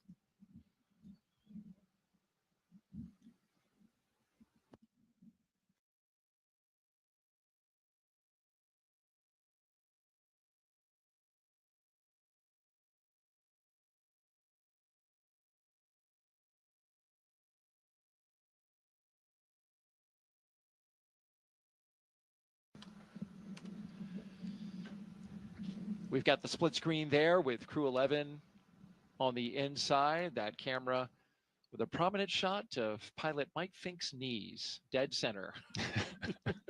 But the rest of the crew is also there to Mike Fink's, to screen left is mission specialist Oleg Platonov. To Fink's left, to our right, moving right to the two positions, would be our commander, Zena Cardman. And to the far, far right, next to the window, is Kimia Yui. There's a lot of rights and lefts there, Daryl. Yeah. We need some on-screen graphics to make it. Yes, I think you're right about that. And so after you're done here today, we will be drafting you into our production team. Oh, okay, great. We could use the help. No, we've got a great team that does a great job, but I do appreciate that. You can make out below the crew cargo. Ah, yes. Yeah, so there's cargo supplies for them, but there's also science that they bring up, as well as survival equipment. So there's 3 pallets that are below those 4 seats that are chock full of gear. And the red one is like, that's like first aid kit, possibly? Your red one is the life raft. Life raft, okay. Yeah. So we showed a clip of that in the NBL at the very beginning, where you throw that out and there's a bottle. As you throw it, the rope will extract and then eventually pulls on a bottle that inflates it. And that's what they were crawling inside of in the NBL for training. It also looked like they had water wings. Personal flotation devices, yes. It looked like water wings to me, Nick. Yes. We train for that kind of thing. So it's a standard you have to meet to be able to, all of you, go from this configuration they're in right now to put on the personal flotation device and get out of the capsule in 90 seconds.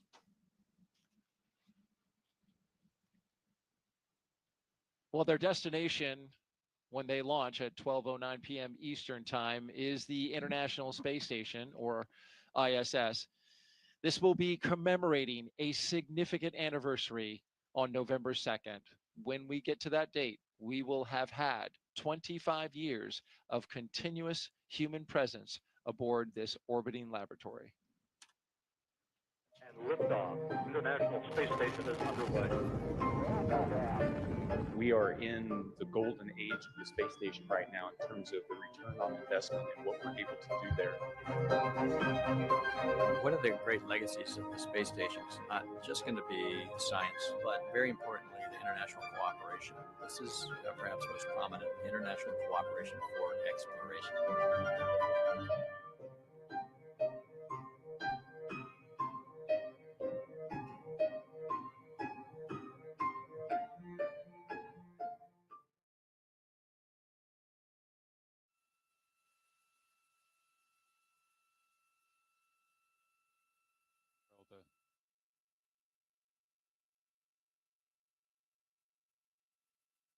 Five years, every roughly 6 months or so, a crew doing a rotational mission with a handover, and it's been a thrill to be a part of those rotational missions. To be able to just watch the evolution of science and see how we're learning how to really utilize the laboratory to its full potential.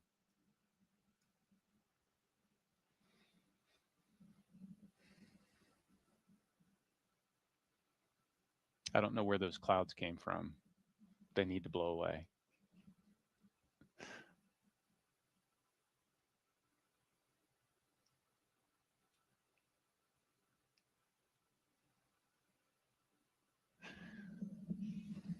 So the crew's sitting in there, T-minus 1 hour and 42 minutes. This is the moment where crew is sitting in there and you don't have a lot to do except reflect. The next big events are when you arm the launch escape system at about 45 minutes, T-minus 45. Prop load will start about T-minus 35. That's when there's activity and you start to bring in focus. Now it's a time-honored tradition in spaceflight to have to endure long moments of waiting for big things to happen.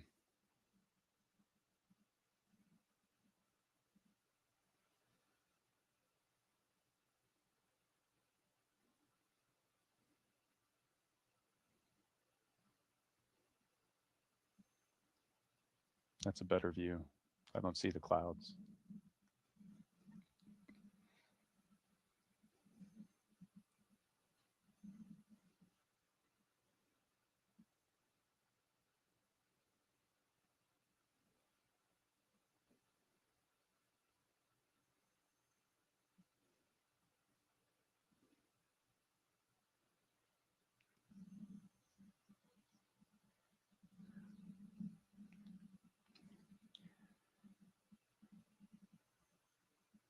And right now, I'd like to hand it over to Mission Control. The team at Johnson Space Center is tying in with us.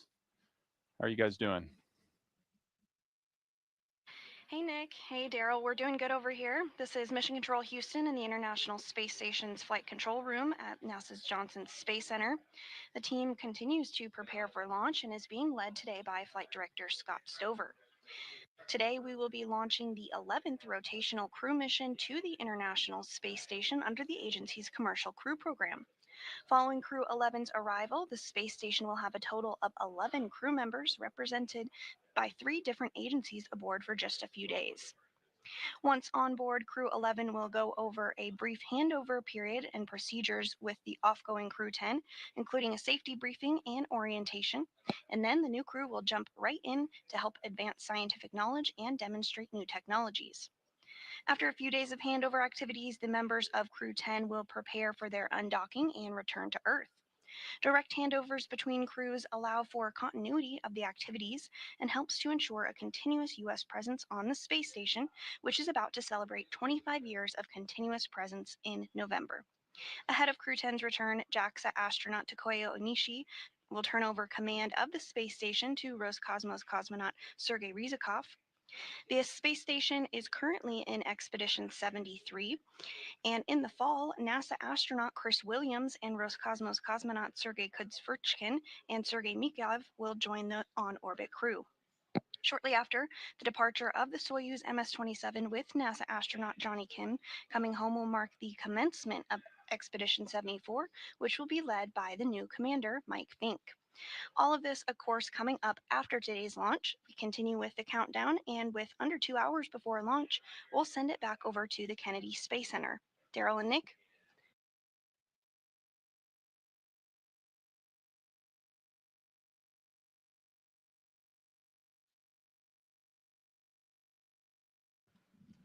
Thank you very much, Sandra. Back here at the Kennedy Space Center in Florida, T-minus 1 hour and 38 minutes and counting until liftoff of Crew-11 aboard a Falcon 9 rocket. The spacecraft Endeavour, the flight leader currently in the fleet of Dragon spacecraft.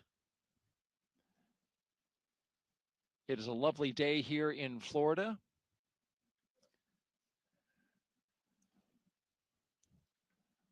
You're looking up in the skies now, and as typical for this time of year, starting to get a little cumulus clouds forming as the cool sea breeze makes its way over land, encountering the warm air here in Florida. Hot and humid air. So we are expecting to get a few cumulus clouds. That was a minor concern for weather. We are still 90% go, but that 10% was for cumulus clouds, and we're starting to see them forming in our shots around the pad. But we're not expecting that to be clumped over top of the pad at T0, so we're still 90% go.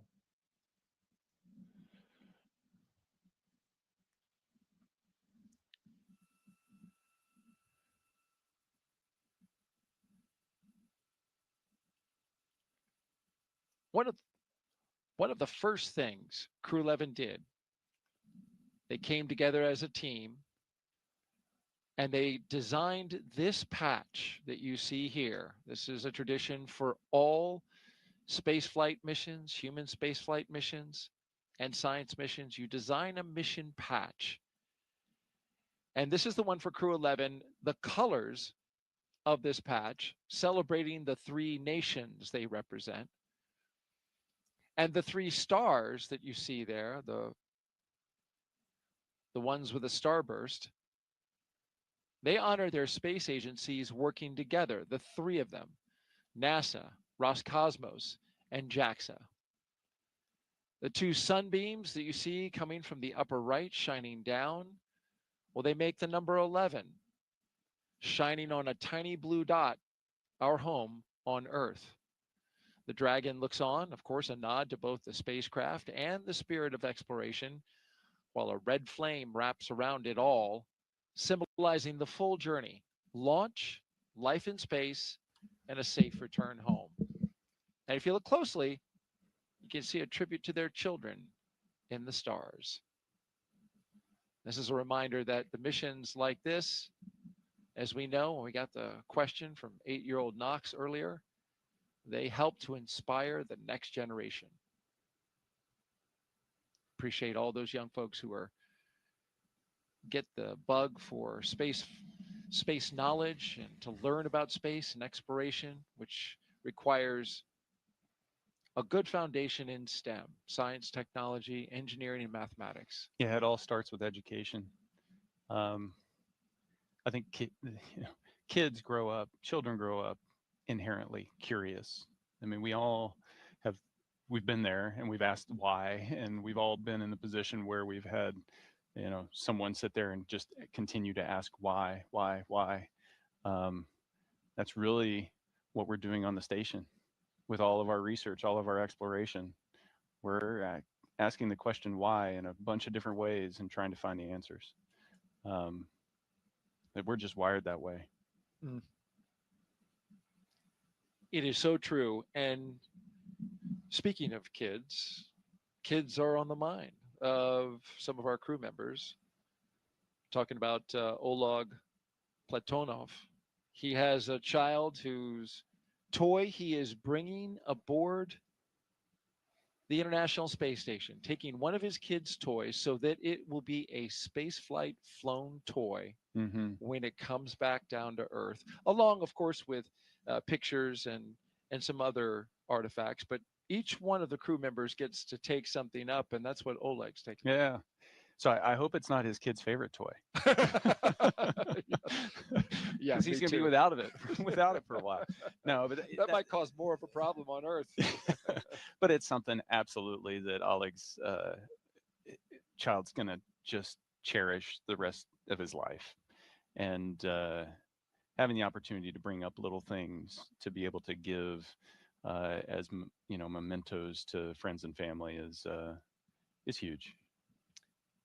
Oleg's fellow mission specialist, Kimya Yui, well, he's bringing a lot of pictures of family, friends, and colleagues. And one of the pictures he's going to take up, he's going to then give back to the people who gave him the photos. So that's a touching thing. We talked earlier in the show about what Mike Fink is bringing up. He's bringing up a Gamasa from the state of Assam.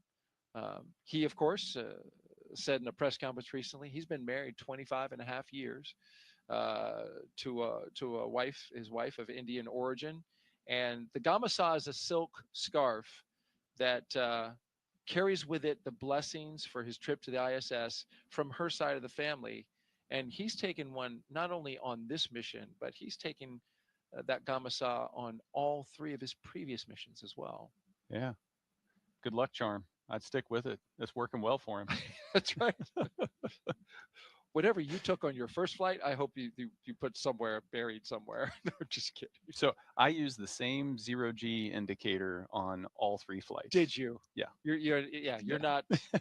You're like, no, I'm not buying any of this luck stuff. You're like, let's stick with what works. I trust the people behind it. That's a great answer. And then, of course, finally, Zena, our commander, she's of course taking, like the rest, photographs of family and friends. But because of her previous assignment to Crew-9, the mission that you ended up commanding, her stuff went up early. And one of the things that she mentioned that she is taking up and shared with the public was that she has some cards that were written by her late father that she included in Crew-9, but now we're coming up on anniversaries and a certain amount of time that he has not been with her. And she gets to now see those cards again when she arrives at the International Space Station. Yeah, it's truly touching. And it was one of those things, once Alex and I got to the station, being able to make sure that we got that stuff set aside and ready for her, knowing that she was going to come in trail. And no, it's going to be a special moment for her. That's right. You actually had her stuff put into place. Yeah, packaged it all up. Yep. She may even have a birthday gift up there waiting for her. Who knows? Well. Teaser. What is it? Nice try. Well, it'll be up to her on whether she shares or not, but we'll stay tuned. We will stay tuned. Yeah, but those things show you that it is a very human endeavor. We're not just launching satellites into space. There's this exploration aspect, but there's this layer of humanity over the top of it that's so important. And all of these little gestures just bring that to light. We are currently 1 hour and 30 minutes until liftoff of Dragon, flying Crew-11 to the International Space Station. There you see Endeavour, the capsule at the very top. 6th flight today for that capsule. the number of historic flights that it has under its belt, beginning with Demo 2, and then going on to Crew 2, Axiom 1, Crew 6, Crew 8. Long history with CCP, the Commercial Crew Program, which has a fond place in the hearts of the folks who work for CCP for this spacecraft. Spent a lot of time reviewing data and examining it, getting it ready for each flight that it flew for NASA. It's a workhorse. It is, and as you know, spaceflight is hard on equipment. So those checks and examination of the data and looking over the critical systems is an important part of making sure that that capsule can continue on. It's currently at its 6th flight, but these spacecraft were only certified for 5. CCP did a recertification, moving it up to 6 flights. Ultimately, SpaceX would like to fly these capsules 15 times. And they say that they have systems that are ready for 15 times reuse.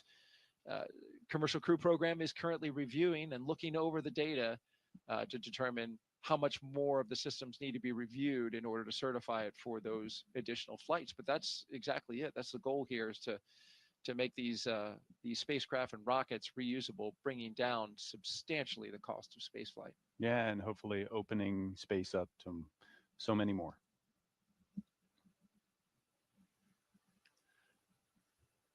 As we wait for the upcoming joiner, less than 20 minutes away from joining our friends with SpaceX, as they will continue on with us in our launch coverage. We'll have everybody up on camera. We'll turn our cameras on. They'll turn theirs on, and we'll get to see everybody from our locations around the United States, both here in Florida and Texas and California. Let's talk a little bit more about the science, in particular what Crew-11 is going to be working on. One of the questions they're facing is, how do you grow vitamins in space, or even use viruses to help fight bacteria on a spacecraft? Well, for the past year and a half, Crew-11 has been training to support cutting-edge research like this aboard the International Space Station. First up, Bionutrients 3. The study is looking at how to make essential vitamins and nutrients in space so astronauts can stay healthy on long missions. They'll be testing samples like yogurt, kefir, and a yeast-based drink to see how well they work in microgravity. Next up is Stem Cell X IP1, which uses space to grow stem cells.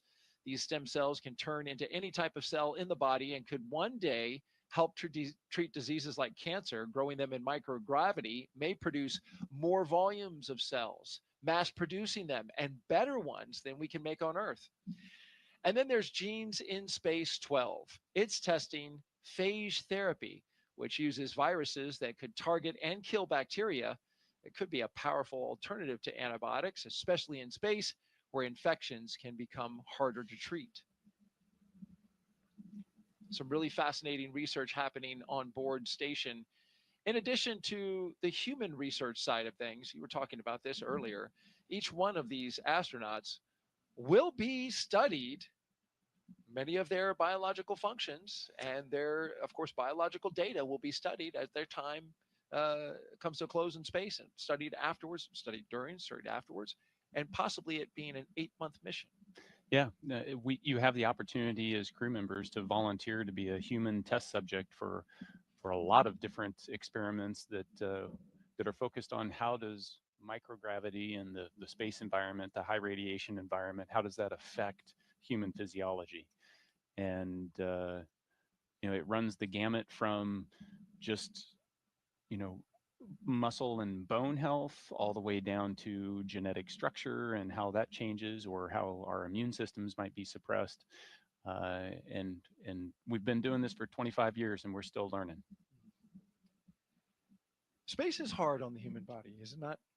It is, but the body is so amazing in how it adapts. It is constantly responding to the environment around us, and we don't really see that on Earth. because the changes in the environment around us aren't dramatic enough. But when you pull us out of Earth and put us into space, that dramatic change, you get to watch your body respond to all of that, whether it's spinal growth and straightening that causes you to grow a little bit taller, whether it's the fluid shift and the pressure distribution within your vascular system is more balanced, and you feel that in your head. It goes even to the way you perceive the environment around you and your mental predictions of how things behave. You start to predict and think in weightlessness. All of that adapts, and you've got a front row seat for it. So it's pretty amazing. Literally experiencing the changes happening within your own body. Jessica Muir says she came back and she could actually see better than she did before because of that, the pressure of microgravity exerting differently on her eyeball than it does under being back on the Earth with regular gravity. Yeah, and we're still trying to understand the root source of why those changes in vision happen, why the changes in our eyes occur. I wish I had her problem, because now I'm wearing glasses as a result of so it can go both ways. It can cut both ways. Okay. And who knows, Nick, you might have been bound for glasses anyway, no? Well, I mean, everybody is at some point. Right. You just called me old? Is that what happened? It was very subtle. You did catch it, though. Yeah, I did. T-minus 1 hour and 23 minutes. I'm Daryl Nail with NASA Communications, and I'm joined by Nick Hague, NASA astronaut and Brigadier General with the Space Force. We have social questions. Keep them coming. We've had some great ones so far. Just use the hashtag AskNASA and send us those questions on Facebook, X, YouTube, and Twitch. We've got a person who's monitoring our social feeds right now, looking for great questions. And here's one from Joshua R. Collins. Does the whole crew have the same doctor, or does each crew member have their own? Is it their regular personal doctor or a NASA medical team doctor? So each space agency provides a medical team to support their astronauts or cosmonauts. So for Crew-11 in particular, you're going to have a NASA flight doc team of a surgeon, flight surgeon, primary and deputy, that will support Zena and Mike. And then you're going to have separate medical teams supporting Kimya, and then a Roscosmos team supporting Oleg. Those, in the NASA, if I look at how NASA supports us with medical, the personal doctor is your flight doctor. And so the person that sees you day to day for the years leading up to your mission is the same person that is supporting you throughout your mission, and then after your mission when you're rehabilitating, and then beyond. And so that flight medicine team is one of those key relationships that you develop once you join the astronaut corps. A flight surgeon for each space agency, and they go with them until they get to the pad, and then they break off. They're there, standing not too far away, just in case they are needed for any reason. But those, exactly as you said, those flight surgeons standing by. Give you a couple upcoming milestones. T-minus 47 minutes. We're going to get an LD brief. That's from the launch director at SpaceX, and we're monitoring weather conditions along the abort corridor. Also keeping an eye on the winds here locally. They picked up a little more than were initially forecast. At T-minus 1 hour, just about 20 minutes from now, the closeout team will depart the pad. That was the team that was getting the crew all ready inside the spacecraft and then sealed up the hatch. They will depart. It'll just be the crew out there on the pad. It'll be them and Dragon Endeavour that you see right there at the top. We've talked a lot about this capsule today. It's taking its 6th space flight. Since its first flight in 2020 for Demo 2, SpaceX's Endeavour Dragon has been a workhorse for NASA's Commercial Crew program, flying mission after mission. It has safely carried astronauts to the International Space Station 5 times. Demo 2, Crew 2 in 2021, Axiom Mission 1 in 2022, Crew 6 in 2023, and Crew 8 in 2024. In all, Endeavour has flown 9 NASA astronauts, 3 space tourists, 2 Roscosmos cosmonauts, 1 retired NASA astronaut, 1 ESA astronaut, and an Arab astronaut from the UAE to and from the International Space Station. Crew-11 marks Endeavour's 6th mission, the flight leader to the ISS. And we leave you now with dancing from Crew-1. Apparently choreographed as well. Look at that. And they had their act together.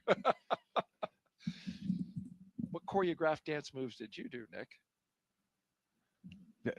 Don't dance. That's one thing that Don't didn't. dance. That's one thing that didn't translate into space. Yeah, I don't dance on Earth, and I didn't dance in space. But you can do somersaults and flips and twists though. Yes, especially as you're zipping around that space station. I mean, it's fun. Yeah, man, It's like it looks like it. Every dream you had as a 5-year-old of flying around, and you get to do that every day. I used to dream that as a kid so often that I could just flap my arms and fly. Yeah. It was a recurring dream that I had, and sometimes I woke up really actually believing that I could fly. I can imagine when you're on the ISS, you wake up and it's like you get to just do it again day after day. Yeah. It's real. That dream is real. It's your new normal. Yeah. And you just have fun with it. You float over and grab your drink bag to rehydrate your morning coffee, and you can do a backflip between that and the water dispenser, and you just play with it. You know, you don't need to use utensils to eat. You can just put the food out in the air in front of you and pretend like you're in an aquarium.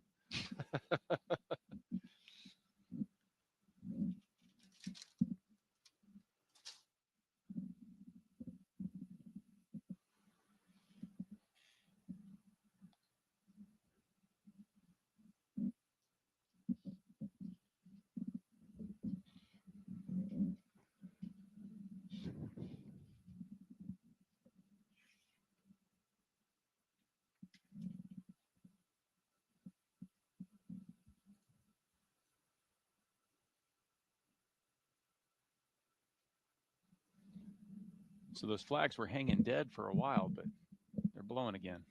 Yeah, that's the breeze that the forecasters looked at the charts and the data that they have around all the instruments that we have around the Kennedy Space Center. And early this morning forecast an earlier kick up to those winds. And so we're seeing them now.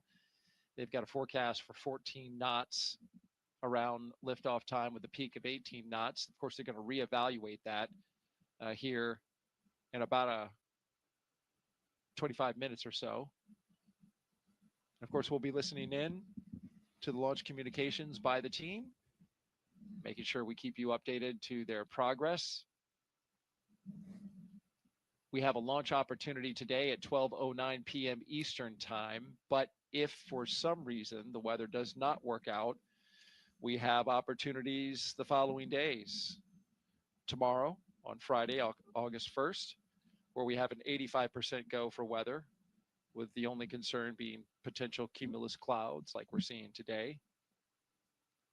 The only thing there is that the ascent corridor goes up in terms of its risk, because there is a trough of disturbed weather coming across the country, and we'll be out into the Atlantic by then. So that is something that they'll have to monitor. That's why today is such a perfect spot, because that is low right now.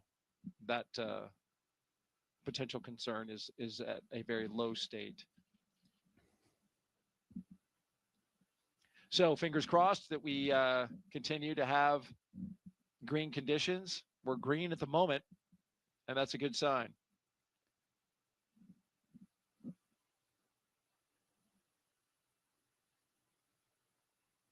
We're T-minus 1 hour and 15 minutes until the liftoff of Crew-11 on a Falcon 9 rocket to the International Space Station. Thank you for joining us.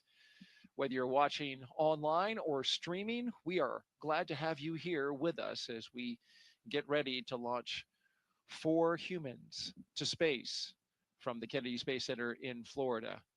Crew-11 will be the latest crew to fly as part of NASA's Commercial Crew Program, which uses private companies to transport people to and from the orbiting lab from U.S. soil. Those people, NASA astronauts, like the one sitting right next to me right now, Nick Hague. It's been a great countdown so far. Weather is 90% go. Got the excitement picking up as we draw closer to our T0. At this point, Nick, the crew has had, as you mentioned earlier, a lot of time to reflect, but the activity is going to start picking up. Yeah, everything, it's an instantaneous launch window. And so you have to start backing up from that of the things that need to be done. And the big one is right now they're sitting on a rocket that's empty. So they're not going anywhere unless they put some juice in the rocket. So that's going to start around the T-minus 35 time frame. And before we start to load all of that, those explosive materials, we need to make sure that the launch escape system is armed. And so we'll go through a debrief prior to that to make sure everybody's good. Then we'll arm the launch escape system and then start with that prop load. So there's some big things. And as you're sitting there, the reality of the situation, you understand how once they make the decision to go, once we launch that launch escape or arm that launch escape system, you're on a live rocket. And if something goes wrong, the system can make a decision that it's going to automatically pull you to safety.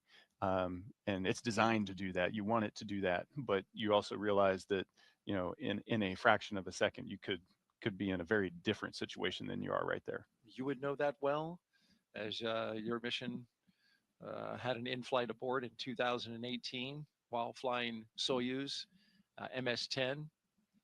But that launch escape system worked perfectly and brought you and your crewmate down safely to ground, to your family.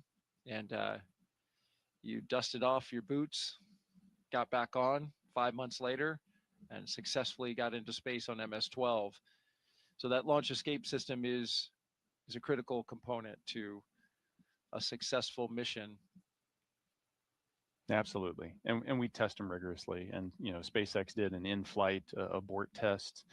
They've done pad abort tests. They've shaken this system out to make sure that when you need it, it'll be there for you. This will be a 38.8-hour transit from the ground here at Kennedy to docking to the International Space Station. So the crew that you see there, I hope they have some audiobooks and some movies. Well, that's a long time. There's an opportunity. There are 2 windows, and there's a heck of a view out there. No doubt. And but they're not going to spend 40 hours strapped into seats like that. After they get into orbit, once the nose cone opens and they're kind of clear of the second stage, the upper stage, they'll be able to unstrap and take those suits off. They'll dry them out and put them away. And then they'll be essentially in short sleeve shirt, pants. And it's a pretty comfortable, spacious place to hang out in. And they'll be camping in Dragon for 40 hours until they get to the station. A few hours before they get to the station, they'll have to get back in the configuration that you see them here, do their leak checks with the suits, all stuff very similar to actually getting in the capsule on the launch pad. Is it roomy in there? It doesn't look roomy from this shot, but I know there's a lot more to Dragon than what we're seeing right here. Yeah, it is quite roomy. There's a whole bunch of volume. And when you're in space, you think about floating, you think about volume and not necessarily surface area. And so the volume you don't see is above the displays. You can fit a couple people up in the space on the top of the screen that's off screen that you just can't see. And then down by the cargo underneath their feet, there's a whole bunch of space down there. So those footrests you can take off, kind of stuff them under the seats. It creates this nice big volume. You can pull out your food and your drinks. You can stick things to the walls, and but it's like camping in a SUV. There's room, but you're still in an SUV. And you got to communicate, like, hey, excuse me, can I get over there, or can I get around you? And yeah, let me put up the privacy curtain. I have to use the restroom. You're looking at a live view of Crew-11 at Launch Complex 39A at the Kennedy Space Center in Florida. Stay right here. In just a few moments, we'll be expanding our live launch coverage.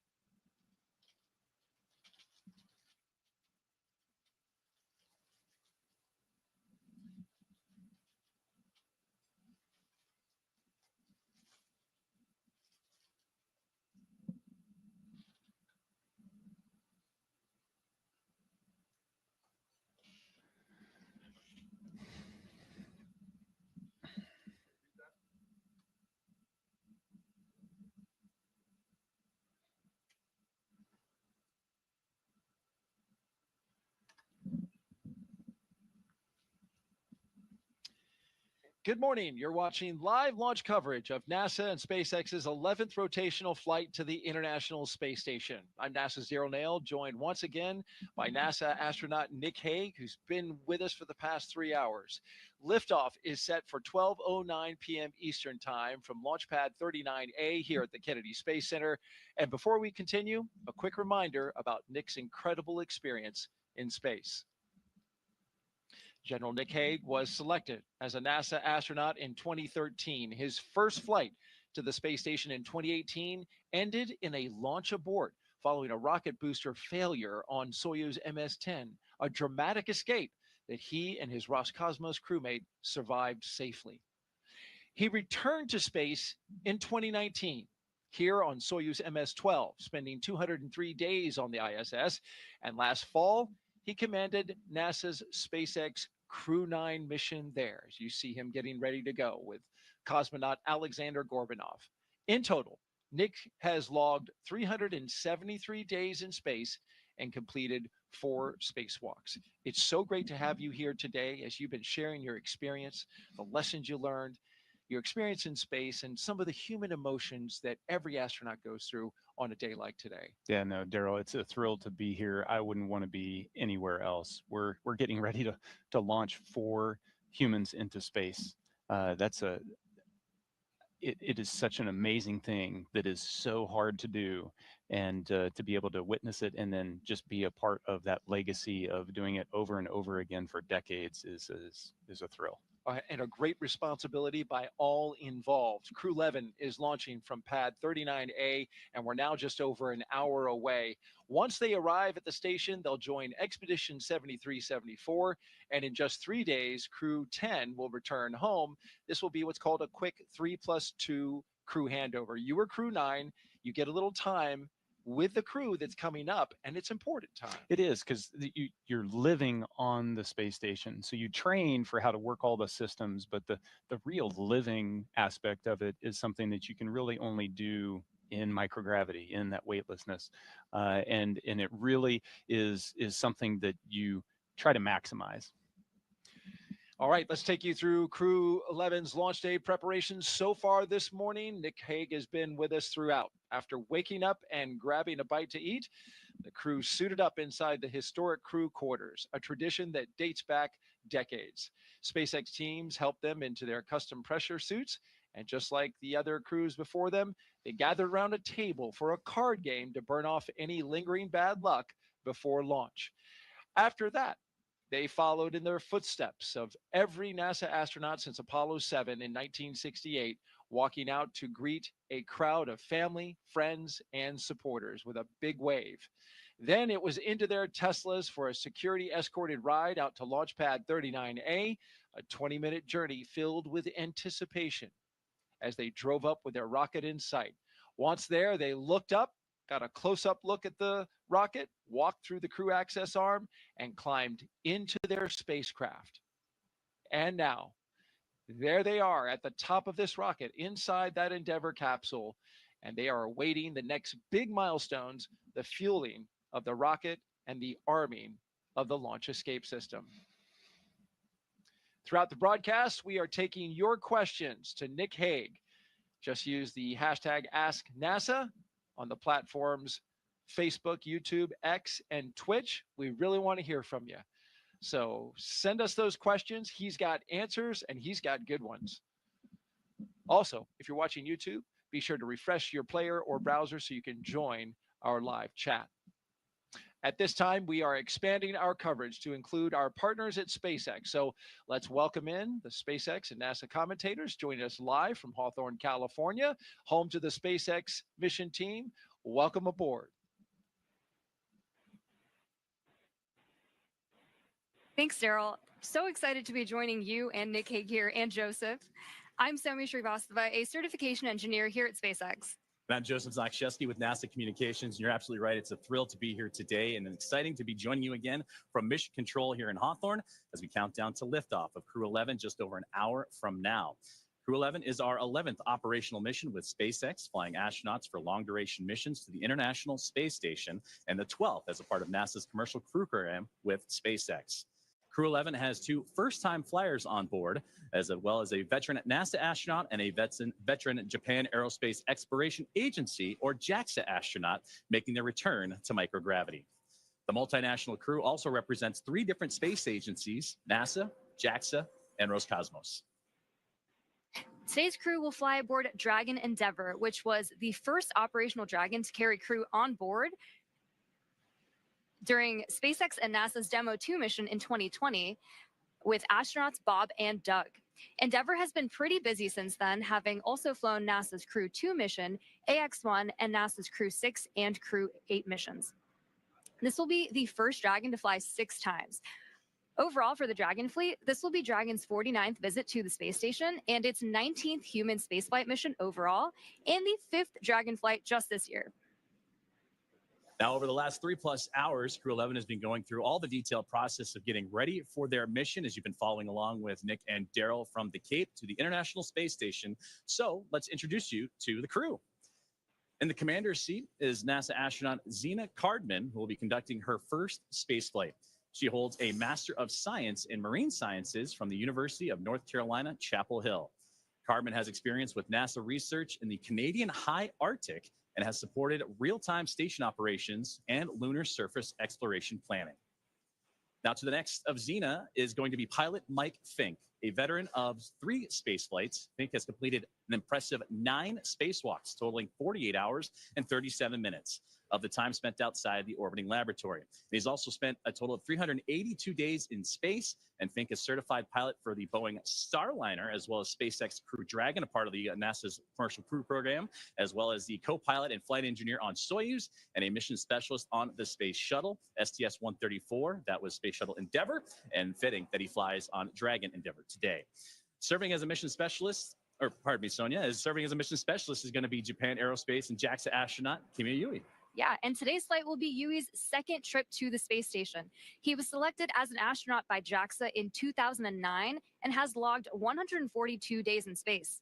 And to round it all out, Roscosmos cosmonaut Oleg Platonov is also serving as a mission specialist and was selected as a cosmonaut in 2018 and will be making his first space flight today. Now, as we get closer to 1 hour away from liftoff, let's take a look at what's going to be happening with Crew-11 once on board the International Space Station. Crew-11 will briefly become members of Expedition 73 and then Expedition 74 in the fall. Following departure of Soyuz MS-27 spacecraft, that's when the expeditions will change over, and that departure will feature NASA astronaut Johnny Kim. They'll also conduct space station maintenance and scientific research to understand plant cell division, finding alternatives to antibiotics in microgravity, investigate producing essential nutrients on demand for long-duration missions, and study how spaceflight affects human physiology and psychology. The crew will also engage with students worldwide via the ham radio and use its existing hardware with newly integrated software to test a backup lunar navigation solution. So as the crew continues to prepare, as does the team on the ground, let's check in with another member of our broadcast team, Ronnie, here with SpaceX for an update on all things on the rocket, the capsule, the crew, and more. Ronnie? Thanks so much, Joseph. I'm Ronnie Foreman, a senior sales manager, joining you today from the SpaceX Statics Desk. It continues to be a smooth countdown, and we are looking good for an on-time liftoff, which is at 12:09 p.m. Eastern Time from the historic Launch Complex 39A in Florida. Now, coming up here in just about 15 minutes, we're going to be listening in for our team to report our final readiness for propellant load with a final go, no-go poll.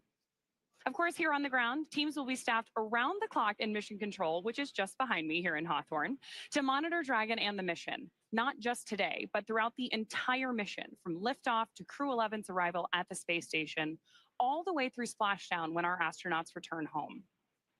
On console or on headset in mission control, as you can see on your screen right now. Tank isolation valves to equalize low flow pressure.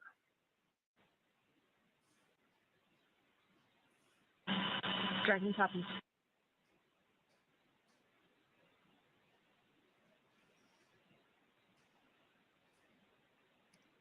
So we've got some good live action there from our teammates in mission control. The mission director is the one in charge of the room and tasked with making those real-time decisions that ensure mission success. The person we just heard talking to the astronauts is the crew operations and resource engineer, who we'll refer to as the core throughout the broadcast. Our 4 additional team members are focused on vehicle systems, including avionics, navigation and control, software, propulsion, life support, and communication with ground support teams. Apart from mission control here, our Falcon 9 team is currently located in the Launch and Landing Control Center at Hangar X in Florida. So with less than an hour until launch, we are settling in for final checkouts, propellant loading, and launch. Back to you, Joseph. Thank you very much, Ronnie, and thanks for those updates as we are getting that live action in real time, and we'll continue to monitor those communications with the crew and everything surrounding Crew-11 and their launch here today. Now, NASA has its own team members at NASA's Mission Control Center in the International Space Station's Flight Control Room, and that's in Houston, Texas, where another teammate of ours for today's broadcast, Sandra Jones, you've heard from her earlier. That's where she's located and has been busy preparing the International Space Station for Dragon's arrival. Now, the team in Houston is currently working through their go, no-goes and looking to confirm that the station is ready to receive Dragon Endeavour and the new crew. Now, following liftoff for the flight today, it's going to take about 39 hours, you've heard about phasing, so a good stair-step journey to get to the International Space Station with Dragon flying autonomously the entire way. Docking is targeted for the early morning hours on Saturday, August 2nd at 3 a.m. Eastern at 12 a.m. Pacific time. And just like autopilot on a commercial aircraft, the crew always has the ability to take manual control of the spacecraft if needed. We are now at T-minus 58 minutes and counting down to today's launch. While we wait, let's check in with NASA's Sandra Jones at the Johnson Space Center to see how things are shaping up at Mission Control in Houston. Sandra, how's it going over there? Tracking copies. Go for 4.100 set. We'll go.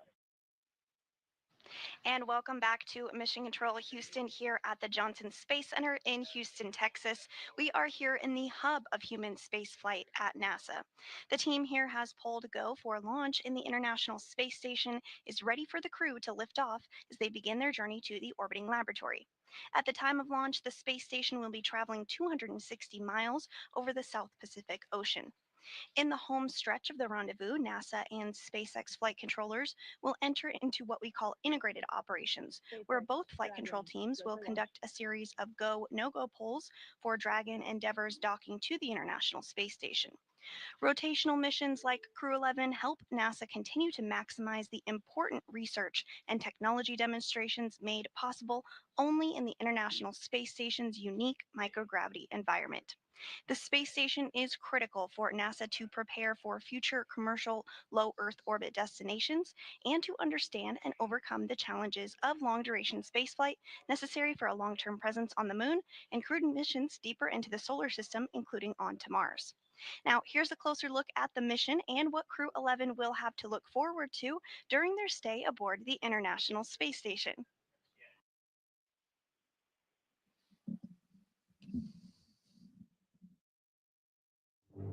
International Space Station, one of humanity's greatest accomplishments so far. 15 countries working together and adding more all the time that have helped plan, build, and fly the International Space Station. And it just shows what human beings can do when we work together. As Crew-11, we are about to launch on board a Dragon spacecraft to the International Space Station. We are actually continuing ISS mission almost a quarter centuries. Right now, crew members are working very hard on the ISS. So we got that result, and actually we do more researches, then pass that information to Crew-12. Конечно, исследования на Международной космической станции, как я считаю, они очень важны, и они являются ключевым звеном в развитии технологии, науки и всей цивилизации. И все самое лучшее из космоса всегда приходит рано или поздно на Землю в виде новых открытий, новых приборов, возможностей и технологий. I'm very excited to see what kind of payloads we get to work with. It's a really interesting day-to-day life where 1 hour you might be fixing the toilet and then the next hour you're working on a physics experiment studying fundamental processes of our universe. We're going to be up there for a lot of time.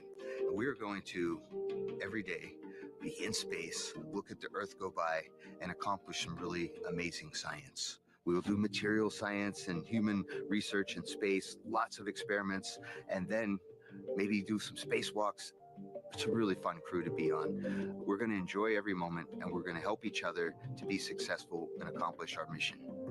So we have various kinds of difficult training together. For example, emergency training in Building 9 or emergency training in SpaceX. This kind of training actually made our bonds stronger. Наш экипаж Crew-11 – это экипаж, который состоит из высокопрофессионально подготовленных людей. И мне нравится этот экипаж. In some ways, my only expectation for the mission is to fly and return home safely and still friends when we get back. There are so many things to play around with, to study, to explore, and I'm really open to every possibility, ways to engage with the International Space Station. We all came from other crews. Kimiya, Yui, San, and I both came from Starliner 1. Oleg was on a Soyuz mission before this, and Xena, of course, was on Crew 9. But we all came together with our previous experience, melded into a really fun team, ready to go fly to our International Space Station.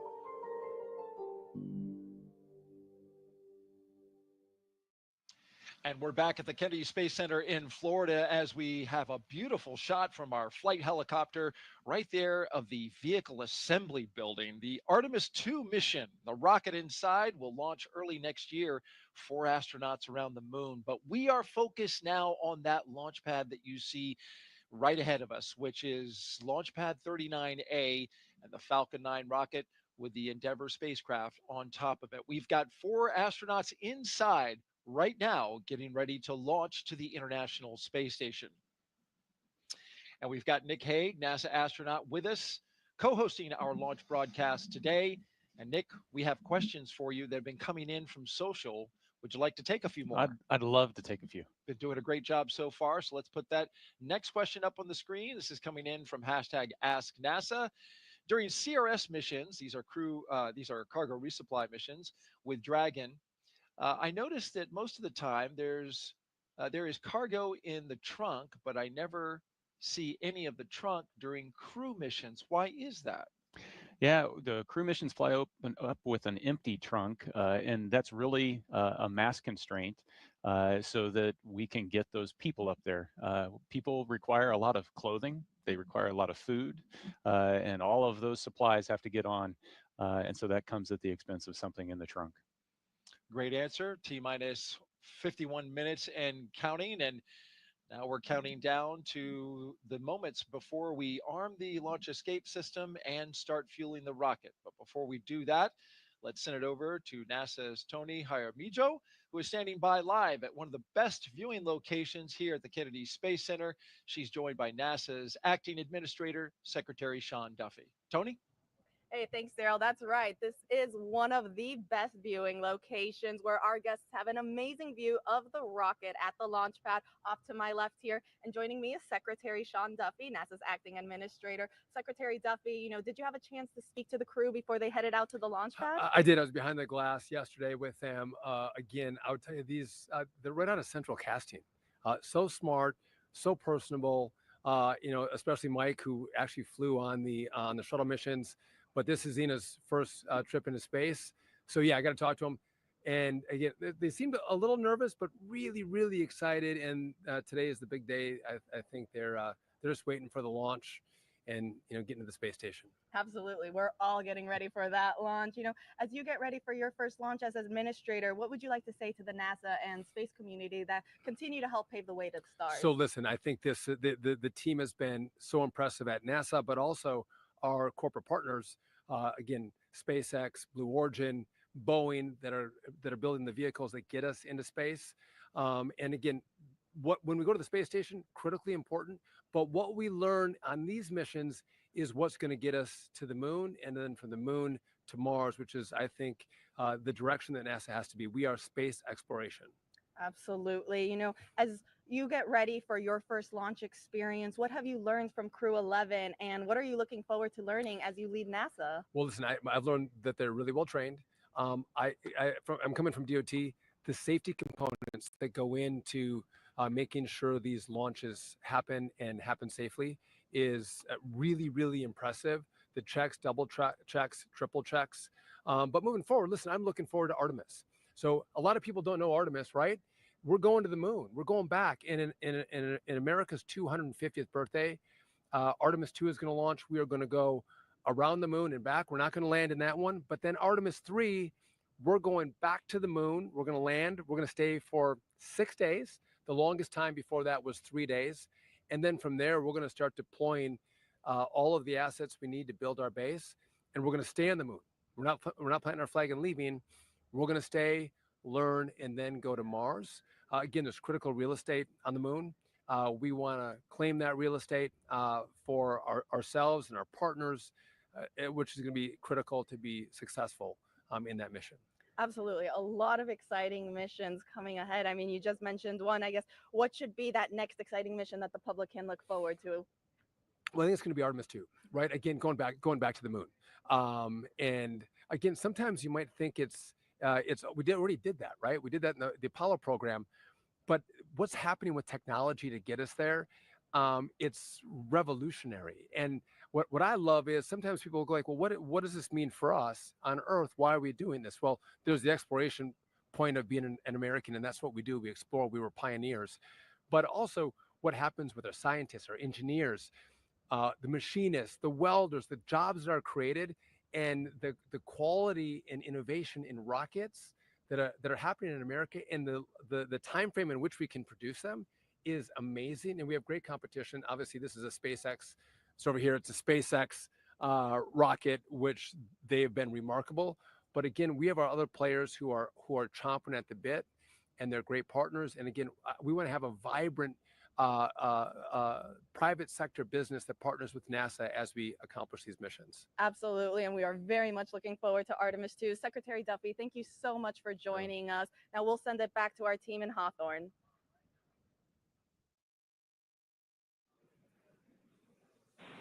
Thanks, Tony. That was an awesome interview with Senator Duffy.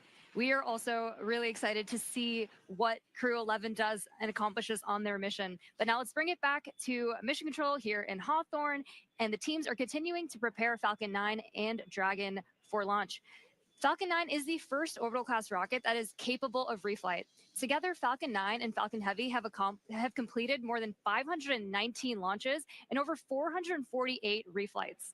Incredibly impressive. And today, the booster that Crew-11 will be using is going to attempt to land at Landing Zone 1, which is just down the coast from NASA's Kennedy Space Center in Florida. This will be the third flight of this particular first-stage booster after supporting a Starlink mission earlier and recently Axiom Mission 4. That was the successful fourth private astronaut mission to the International Space Station. Rapid reusability drastically reduces launch costs, and it's the key innovation that is making space more accessible for the entire space industry as a whole. While this young booster is on its third trip to space, we are working towards qualifying our fleet of Falcon boosters and fairings to support up to 40 missions each. For those of you following along, we're currently at 29 flights of a single Falcon booster, which is absolutely wild. Increasing Falcon's flight count provides valuable information and data on repeated reuse, which is a super critical element in making life multiplanetary. This same spirit of continuous iteration and innovation does not stop with Falcon 9.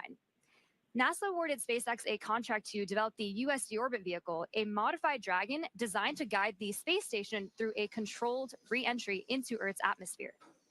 And when the time comes and the International Space Station reaches its end of operational life, which, trust me, it still has a lot of life to give right now, Dragon will help achieve that safety orbit. During the CRS-31 cargo resupply mission, Dragon successfully performed a reboost test for NASA that demonstrated Dragon's ability to change the station's orbit, and we'll see a similar test coming up, and that'll help inform plans for the upcoming commercial resupply mission number 33 with SpaceX, where Dragon will fly an extended mission and repeat that reboost demo with a modified trunk called the Boost Trunk. This modified trunk will give Dragon the ability to change the station's velocity by up to 10 meters per second. And testing these added capabilities will provide NASA with additional options for station operations in the coming years. And yet another innovation that SpaceX is working on is the intravehicular spacesuits, or IVA suits, that astronauts wear during Dragon missions. These suits are worn by the astronauts while they're inside the spacecraft, Countdown 1, the poll versus for the propellant load and extravehicular launch is EVA complete, and the spacesuits team that are pulled go for propellant load and launch. For all operators in MCCX and Hangar X, both control rooms will go into lockdown at T-minus 45 minutes and will remain in that state until LES is disarmed. All operators are to remain at their console and maintain a sterile cockpit until MD confirms successful disarming of the launch escape system following orbit insertion or propellant offload in the event of a scrub. For non-urgent no-go conditions, brief the CE or LD and they will approve aborting the count. For urgent issues affecting the safety of the operation, operators shall call hold, hold, hold on the countdown net. Launch control will abort the launch auto sequence immediately and proceed into launch abort. At T-minus 10 seconds, launch control will be hands-off and relying on automated abort criteria for the remainder of the count. Operators advise launch director whether structural breakup or fire is imminent or occurring per Dragon manual flight escape rules.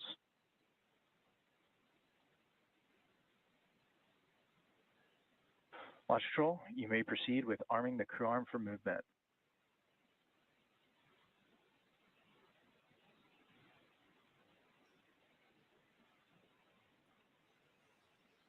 Arming crew arm for movement.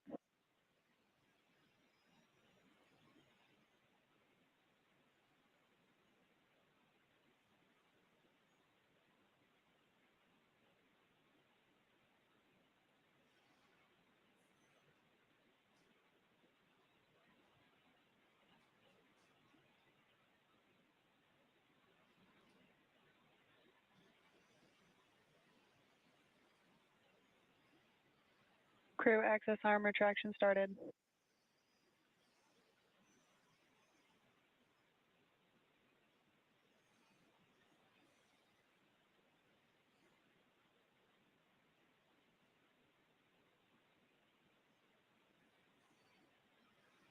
And we are watching the crew access arm rotate away from the Dragon Endeavour and the Falcon 9 rocket. That was an incredible view, Nick, from up high, 275 feet in the air.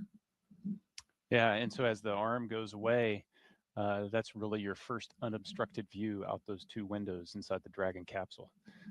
Unique to Dragon for Soyuz flyers, there were no your windows don't open until you get all the way up to orbit and come out of the fairing. So here you can see what the weather's doing outside for yourself. And there they are, strapped in, Crew-11. Our next big milestone. Crew access arm retraction complete. As we hear that the crew access arm has completed its retraction. Our next big milestone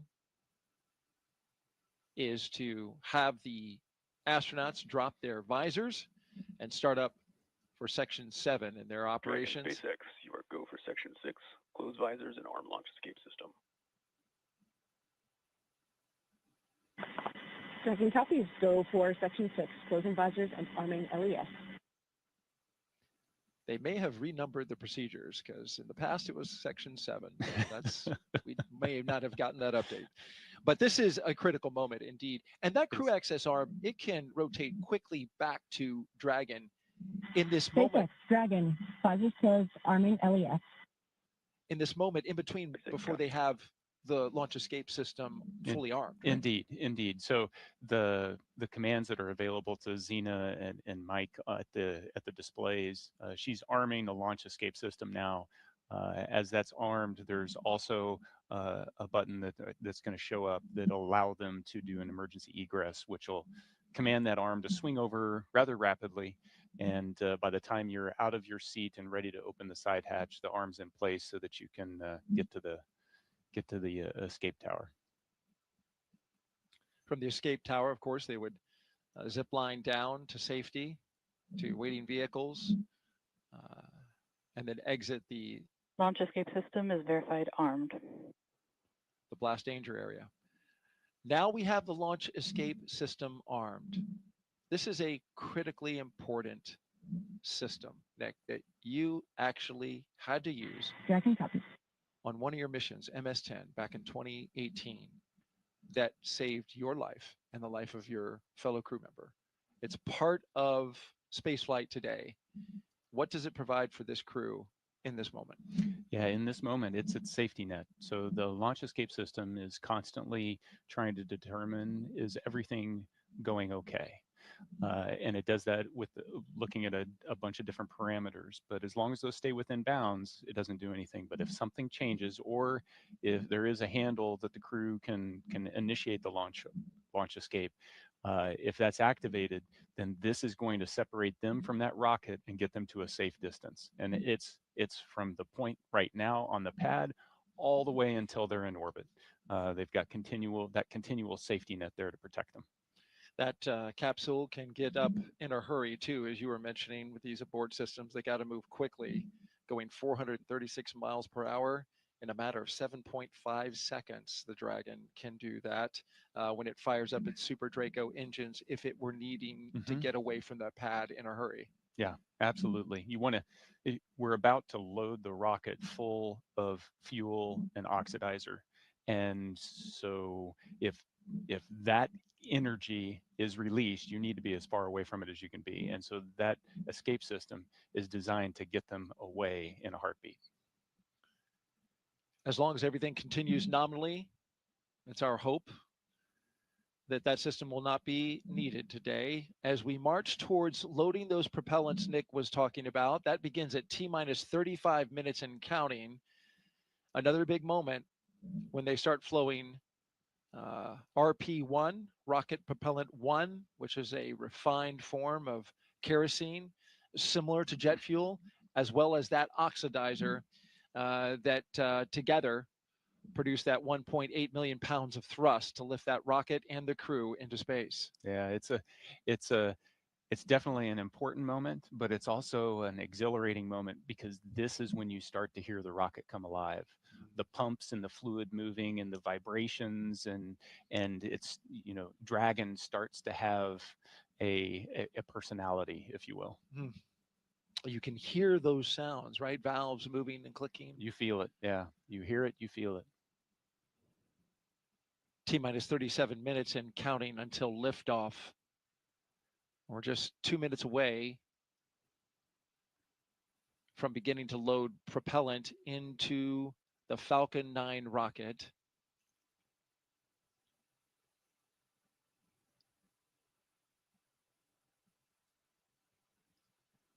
Weather is looking good at the moment. We are 90% go. There was a small concern for cumulus clouds in the area. That's just the 10% because of course, this is July in Florida. And you can see even now, Nick, the sea breeze from the cool ocean starting to create. Tanks are venting for the start of propellant load. Starting to create those little cumulus clouds bubbling up around the pad. We had a clear sky earlier. We're getting a little bit now, but overall, we're expecting that should be clear. I see blue.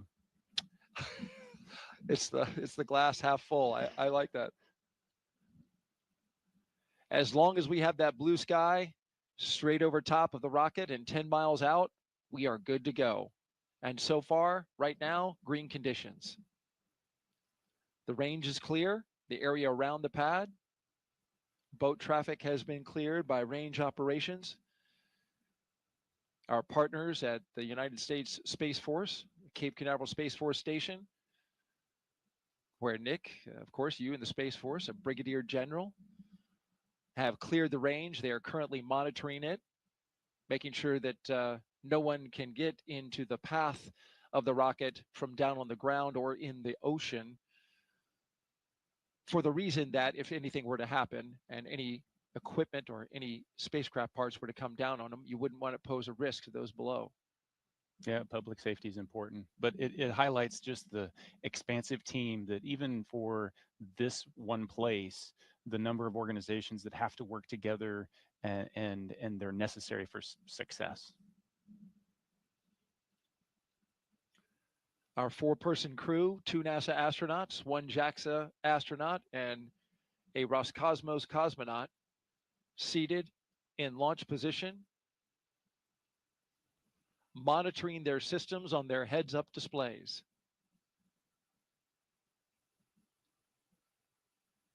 In the foreground on the right, that is a launch tower for Starship, the vehicle that SpaceX is currently testing and developing for use, among other things, in the human landing system for NASA. The launch auto sequence has started. And that's the call that begins the propellant flowing into the rocket. And now we are on an autonomous timeline counting down to 0 at 12:09 p.m. Eastern Time. This is a good milestone. It really signals that we're going to space. Yeah, it's the clock is definitely ticking. Up to this point, the crew's been strapped in for a little more than 2 hours. There's been margin built into the schedule just in case, the side hatch doesn't pass its leak check or a suit doesn't, whatever pops up, we've got a little margin. As we get closer and closer to liftoff, that margin disappears. And so now we're on a pretty tight timeline all the way down. 35 minutes to launch. The visors have been closed since they armed the launch escape. It's been about 8 minutes. It's at this point where I'm sitting there going, I wish I had scratched my nose before I put my visor down and trying to figure out how I'm going to do that, because they're going to be like this for another 45 minutes with the visors down. Boy, that sounds like a long time when you put it that way.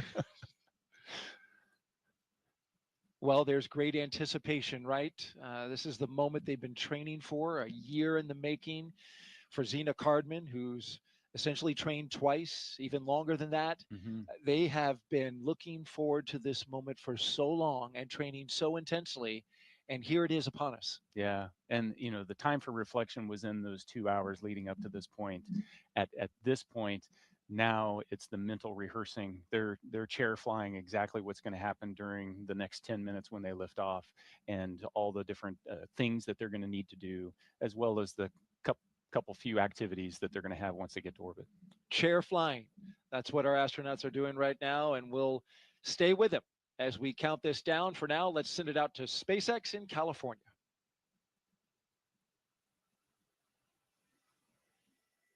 As Daryl mentioned, propellant loading of both RP-1 and liquid oxygen began at T-minus 35 minutes, right on schedule. And weather is our main watch item right now. But I am hearing from our vehicle teams that everything looks good for both Falcon 9 and Dragon.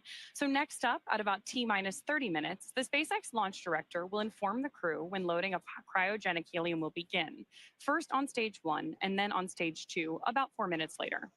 Stage 2 RP-1 loading should wrap up at about T-minus 20 minutes and 30 seconds. Then, as we approach T-minus 16 minutes and 30 seconds, we should hear a call out that Stage 2 liquid oxygen loading has begun.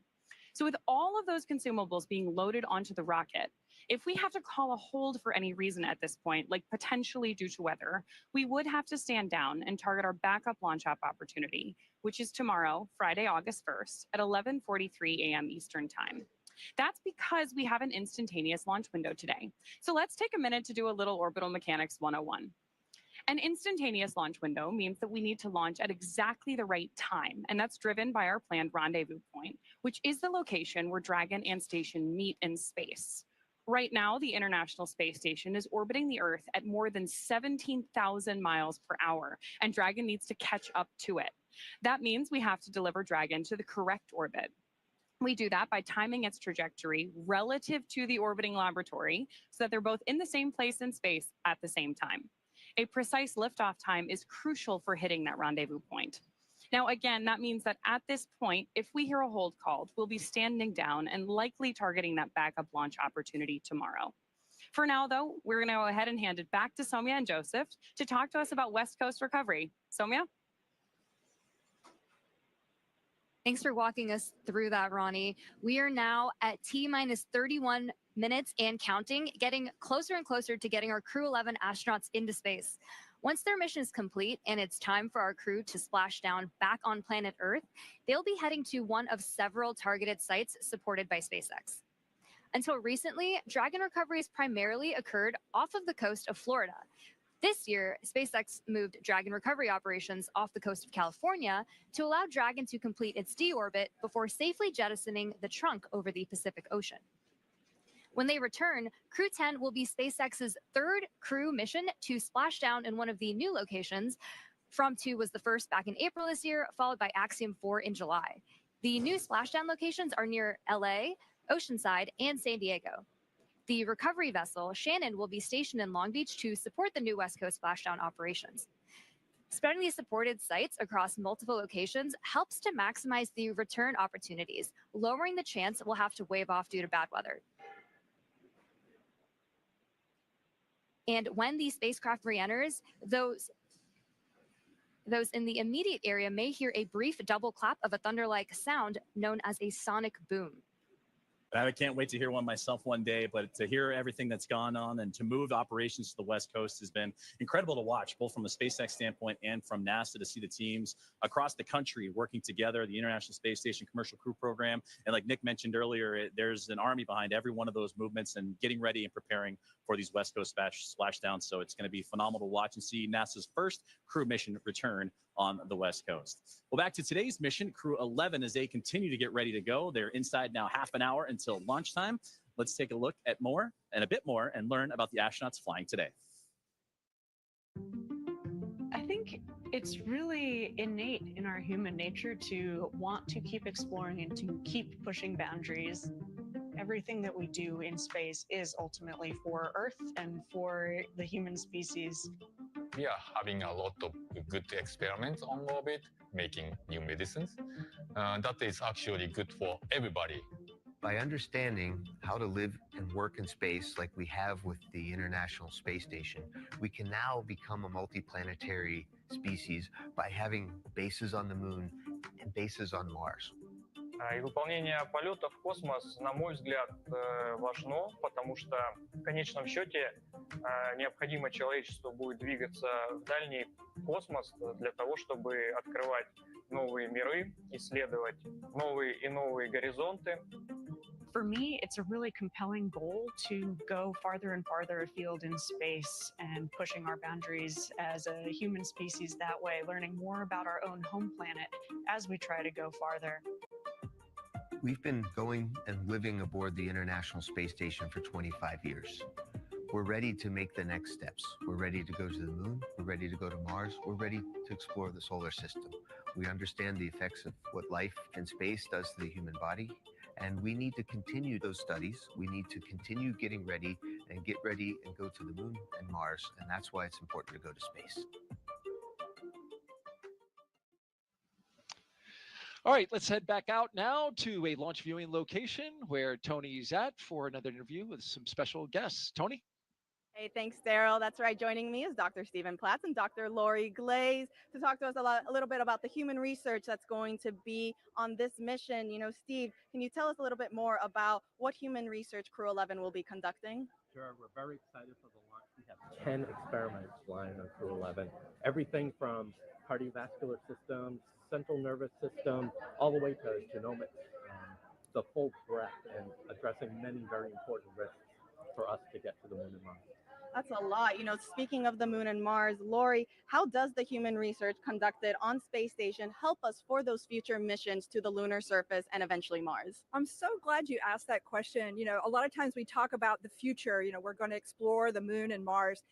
It's here. We are actually less than a year away from our first crewed launch, where we're going to send 4 crew out and around the Moon for 10 days and bring them back.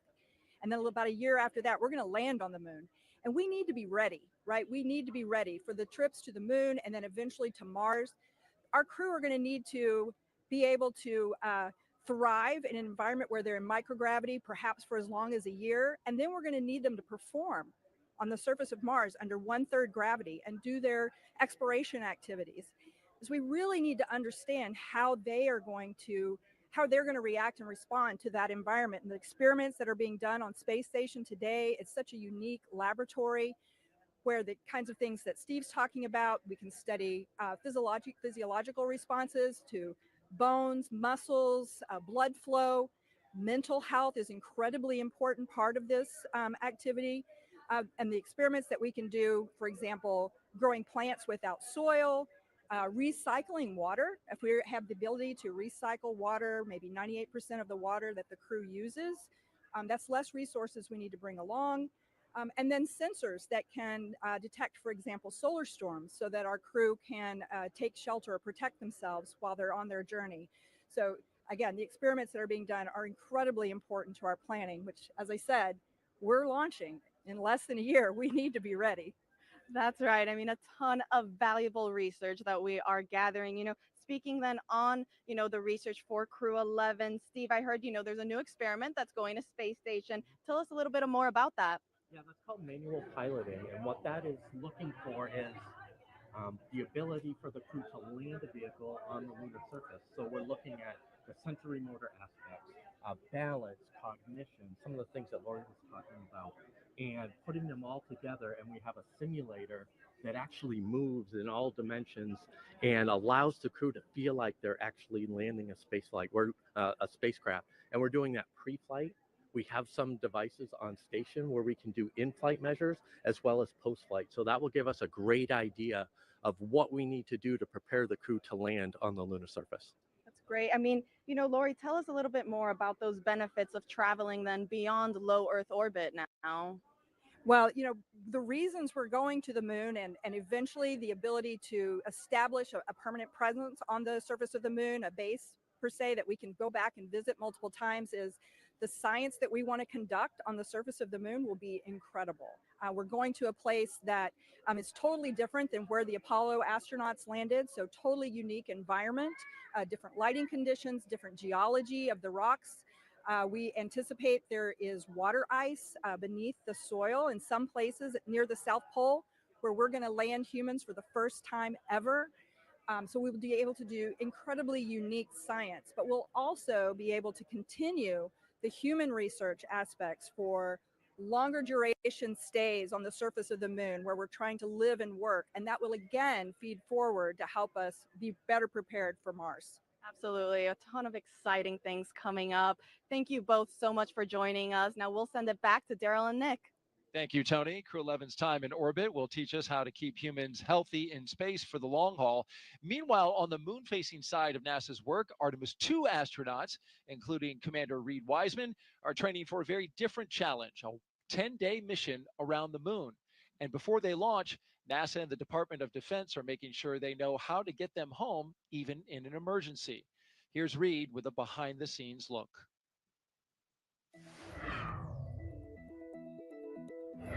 Hi, I'm NASA astronaut Reed Wiseman, commander of Artemis II. I'm here at the Kennedy Space Center in Florida. As you can see, work is well underway for our next mission to the moon, both on land and off the coast. Back in June, teams with NASA and the Department of Defense used an area of open water off KSC to rehearse procedures for a possible rescue after an ascent abort from the SLS rocket. Instead of using astronauts, they used a set of test mannequins staged inside the crew module test article, a full-scale mock-up of the Orion spacecraft. You can see pararescuers jumped from a plane into the water with their specialized equipment, then approached the spacecraft, opened the capsule, and transported the mannequins to the helicopter safely for medical care. This was one of 2 emergency procedures they rehearsed should they need to rescue me, Victor, Christina, and Jeremy during an abort scenario. And back here on land, now that the upper stage integration is complete inside the vehicle assembly building, teams with NASA's Exploration Ground Systems have been running SLS integrated testing, where they powered up both the core stage and boosters for the first time in preparation for our 10-day journey around the moon. That's a look at your Artemis Moon Minute. For more Artemis updates, scan the QR code on your screen right here or visit nasa.gov/Artemis-Roman numeral 2. Nick, I know you're excited for Artemis. Absolutely. One of your fellow astronauts you spend a lot of time with, Christina Cook, is going up. Yeah. The astronaut corps is small, so everybody in the corps, and so I'm excited to see all 4 of them take their trip around the moon. It's exciting. It's been a long time for NASA, more than 50 years. All right, now let's send it back to SpaceX in Hawthorne, California.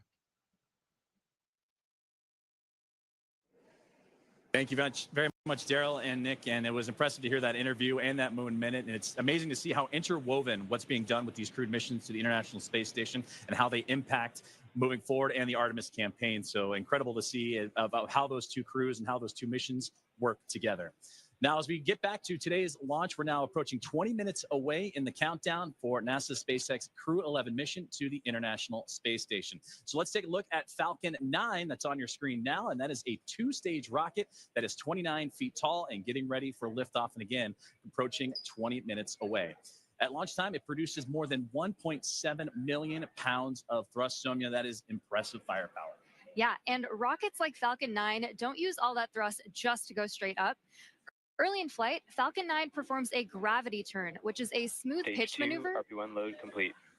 Hearing good callouts over the nets, which is a smooth pitch maneuver that tilts the rocket sideways to build up horizontal velocity. You may hear this call out about 10 seconds into launch as the vehicle is pitching downrange. And once the first stage completes its portion of the mission, it shuts down and separates. And a stage rocket like Falcon 9 sheds that booster to eliminate the weight and uncover the Merlin vacuum engine on stage 2. To reach orbit, the vehicle needs to go fast, hitting an orbital velocity of about 28,000 kilometers an hour. And that's just to keep it from falling back to Earth due to gravity. That's fast enough to lap the Earth in about 90 minutes or fly from New York to here in Hawthorne, California in under 10 minutes, which is about 7 times faster than the U.S. Air Force's SR-71 Blackbird. After stage separation, today's booster will be landing at Landing Zone 1 at Cape Canaveral Space Force Station. This particular booster will be returning to Earth for its 3rd time. The second stage takes over from there, powered by a single Merlin vacuum engine, also known as the MVAC. With its extended nozzle and optimized design, the MVAC drives maximum performance, producing 220,000 pounds of thrust in the vacuum of space. On today's mission, we'll light that engine 4 times before deploying the final payload into orbit. Now, so much of what makes Falcon 9 remarkable happens in flight. SpaceX for countdown check-in brief.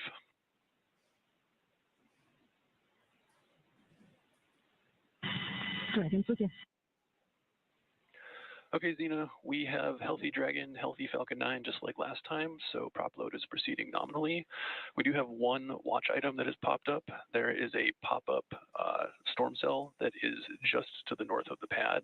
Currently not violating any LCCs, but we are monitoring this particularly closely as it's moving offshore. We'll let you know if it starts trending towards blocking launch today, but again, not expecting that at this time. Dragon copies all. We've got a healthy Dragon, healthy Falcon. We're proceeding towards launch. Only watch item is a storm cell that is north of the pad moving offshore. We'll continue monitoring, but otherwise looking great. That's a good readback. And great communications there from the team here at SpaceX on the ground in Hawthorne, monitoring. What we've been keeping an eye on throughout the broadcast here today is that weather popping up, but everything else looks strong and healthy. The Falcon 9, the capsule itself, and the crew, they're still ready to roll as we're now about 17 minutes away from the launch. Now, talking back to Falcon 9, and what remarkable happens is what happens in flight. It's the first stage, landing itself on land or on a drone ship in the middle of the ocean, the fairings that can parachute back, all ready for another flight to space. Every part of Falcon 9 is a part of a larger design that comes together to do one thing, and that's escape Earth's gravity. And getting to space is the first step to building our multi-planetary future. At the top of Falcon 9 today, the crew is sitting inside Dragon Endeavour. Dragon has played a significant role in advancing our future in space by safely transporting crew to and from the International Space Station. There are currently 5 Dragon spacecraft supporting human spaceflight missions: Endeavour, Resilience, Endurance, Freedom, and our 5th and final Dragon, Grace, which just launched the Axiom 4 mission last month. Designed with safety as the highest priority, Dragon is capable of carrying up to 7 passengers to and from Earth orbit. The Dragon spacecraft has Stage 2 LOX load has started. 16 Draco thrusters. As you heard that great call out there, as the fueling continuing to make its way into the rocket. And those 16 Draco thrusters can be used in space to help navigate the spacecraft to its destination, each providing 90 pounds of force. Now, that doesn't include the 8 Super Draco thrusters used for an abort, which are no longer active once the crew is in orbit. To date, Dragon has been to orbit 53 times, including 48 trips to the International Space Station and 18 human spaceflight missions. And as we mentioned earlier, today's Dragon, Endeavour, has been pretty busy, having also flown NASA's Crew-2 mission, Axiom 1, and NASA's Crew-6 and Crew-8 missions. Overall, for the Dragon fleet, this will be Dragon's 49th visit to the space station and its 19th human spaceflight mission overall, and the 5th Dragon flight this year. Dragon is the first private spacecraft to take humans to the orbiting lab, having flown 300,000 pounds of cargo and more than 1,000 experiments to space, as well as 70 crew members representing 20 countries. Our versatile Dragon spacecraft can autonomously dock with the International Space Station when outfitted with a docking adapter, which is just how it's configured for today's flight. And when it's not going to the space station and it's in free flyer mode, the docking adapter can be swapped out for a cupola, as it was back during the Inspiration 4 mission. Another option we have is the Skywalker hardware, which supports extravehicular activities or spacewalks, as we did during the Polaris Dawn mission. And amazingly, there has been a Dragon in space for 1,358 consecutive days since Crew-3. Now, with T-0 coming up in about 14 minutes or so, our teams are continuing to do a series of system checks to ensure Dragon and the Falcon 9 are ready, with fueling continuing to get underway. And again, we're monitoring that weather that the teams here at SpaceX are keeping an eye on and have been relaying up to the crew. So let's check in with Ronnie with the latest. Thanks, Joseph. So as you've heard, we are still on track for an on-time launch today, and we're monitoring lots of different factors as we get closer to liftoff. Most importantly, both Dragon and Falcon 9, of course, carrying our Crew-11 astronauts, continue to be healthy. You heard that we've wrapped up Stage 2 RP-1 loading, and that Stage 2 liquid oxygen loading also wrapped up on time at about 16.5 minutes to go. The launch escape system is also armed. That's, of course, the system designed to propel Dragon away from Falcon 9 in the unlikely event of an emergency. And the Eastern Range is monitoring keep-out zones along the flight ascent corridor and is tracking no issues for today's launch. Weather continues to be a watch item, so we'll keep an eye on that. But for now, we are go for the 6th mission of Dragon Endeavour. It is a fantastic milestone for Dragon, and here at SpaceX, we could not be more excited. So to add a little something extra to our celebration, I've got our Dragon plush hanging out with me here in front of Mission Control. Now, this guy is not the zero gravity indicator for today's mission, but do keep an eye out for that once Crew-11 reaches orbit. This is, though, a fun nod to all the successful flights that Dragon has made, and all of the crews that we have been so lucky to work with. I think this is a great way to celebrate today's flight milestone, and I really have appreciated joining you all. Thanks for joining me at the status desk for all of our coverage today. With that, go Dragon, go Crew-11, and I'm going to hand it back to Sandra for status update from Houston. Thanks, Ronnie. That plush is cute. I'm going to have to get one for myself. Back here in the International Space Station Flight Control Room at NASA's Johnson Space Center in Houston, teams continue to work around the clock to monitor activities aboard the orbital outpost. Leading the team inside the room today is NASA Flight Director Scott Stover. The team in Mission Control and the team in Hawthorne, as well as the astronauts aboard the International Space Station, will track the autonomous docking of Dragon Endeavour when they enter into joint operations. This will happen when the spacecraft enters the approach ellipsoid, which is the invisible boundary stretching 4 by 2 by 2 kilometers that helps us monitor all arriving and departing spacecraft. It's essentially the neighborhood of the International Space Station. Once docked, crew members in both Dragon and aboard the International Space Station will perform a series of leak checks, and then will work to open the spacecraft's hatch for Crew-11 to float into the space station and begin their stay. We anticipate that the hatch will be opened about an hour and a half after docking occurs. When they enter the orbital outpost, crew will be greeted by the rest of the Expedition 73 crew and will come together for opening remarks. But for now, that's going to be all from us here in Mission Control for today, as the anticipation continues to build for launch in less than 20 minutes from now. So how's it looking on the Space Coast, Daryl? Well, we've got a mix in the weather. There's some clouds that are building, but so far still looking good, okay, for launch. It's a watch item at the moment, and so we're keeping our eyes to the skies. Also, this is a first for our broadcast team right here. An astronaut who once sat right here where Nick is sitting as a commentator is now minutes from flying to space. Zena Cardman was once in this very seat, the one that Nick Hague is sitting in now, less than a year ago. She was supporting Nick as he launched with Crew-9. She was originally set to command that mission, but when Crew-9 had the shift and had the change up of assignments, she had to step back to help get the team off the ground.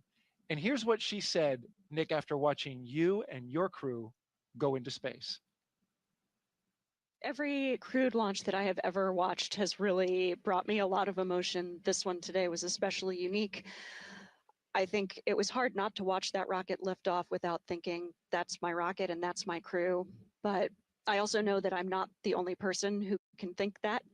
Of course, we have Stephanie Wilson here today, but I mean, there are many, many people who made this mission happen, and there are people on orbit who will be taking this capsule home. And it makes me very proud to know that I am one of many people who can say, that's my crew, that's my rocket.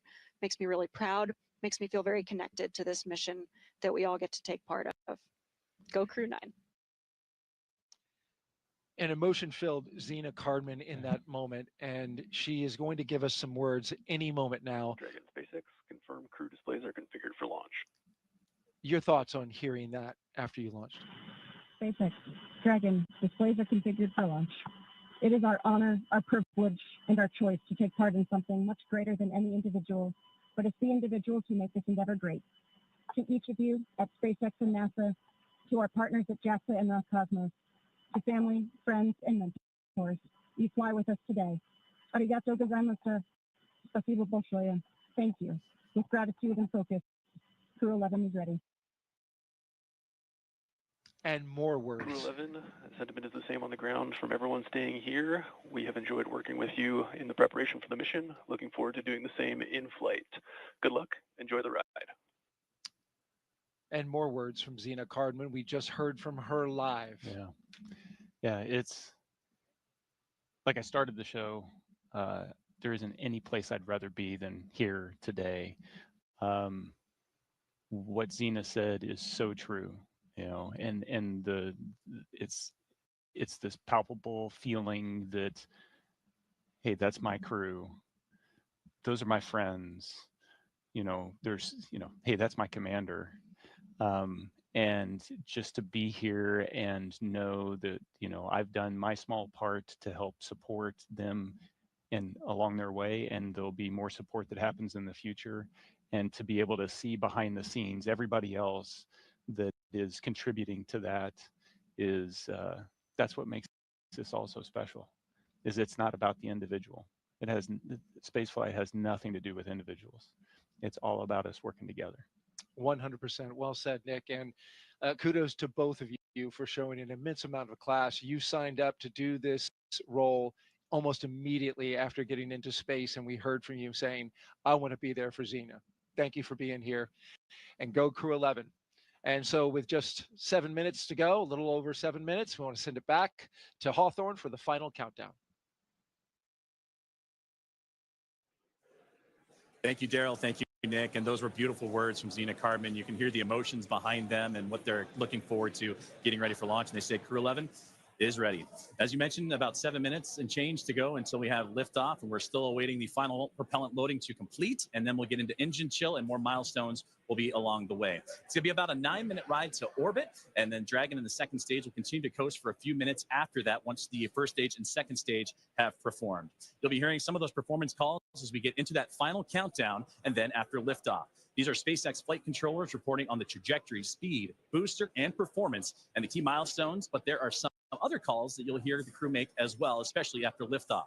The crew will report out a few number and letter combinations which mark different abort zones throughout the flight up the eastern seaboard. The first two, 1A and 1B, are abort modes available. Has started. And right on cue for the engine chill that has begun. And those first stage abort zones, again, 1A and 1B for that first stage. Next are 2A through E. Those will come into play once the second stage kicks in. They'll only hear that 2A call. And diverting a little bit from the other naming systems, we'll hear the call Shannon, which refers to Shannon, Ireland. This means that the crew could target off the coast of Ireland if they needed to abort late in that second stage burn. You'll hear these different calls throughout the flight uphill along the way, and the performance callouts from the guidance, navigation, and control officer, and also the propulsion lead. So we're coming up on T-minus 6.5 minutes. We heard that the engine chill is started, and that means that that small trickle of fuel making its way into the engine to prime it Stage for 1 fuel load complete. So we already heard that stage 1 engine chill has already started, which is a key process that prepares the engines for flight. Right now, the prop in the tanks is isolated from the engines. Sorry. the prop in the tanks has already started trickling into the Merlin engine pumps as the engines are chilling for the start sequence. And we do this because the super chilled and densified liquid oxygen is really, really cold. And we use this process to bring the engine hardware down to a cooler temperature before flowing all of the LOX and propellant into it during flight. At liftoff, Falcon 9 is consuming 700 gallons of fuel per second. So engine chill helps us to prevent thermal shock and ensures nominal engine performance. Shortly coming up, we should also hear the call out for stage 1 RP1 load completion. As you mentioned, engine chill is now underway. We're getting ready for those next call outs that'll be coming up here shortly, as we are now almost 5 minutes away from liftoff, and that's where they're going to configure for terminal count. And that will be a call for Dragon to configure the terminal count and transition into internal power. Falcon 9 tanks are pressurizing for strong back retract. And at this point, the Dragon onboard computers configured for terminal count. Perfect, right on schedule, and those onboard computers now taking control of the spacecraft. You also heard the call out for pressurizing to give extra structural stability for the rocket as it makes its way uphill. So we're approaching now 4.5 minutes away, and then around that time, you'll hear, you mentioned it there, the strong back retract, and that'll allow provide access to Falcon 9's fueling lines and umbilicals for prop load and a different gases being loaded on board. But right now, everything's starting to wrap up, and Somya, it's exciting to get to this. Strong back retract has started. Exciting to get to this point of the countdown. As you heard it right there, the strong back retract is on its way.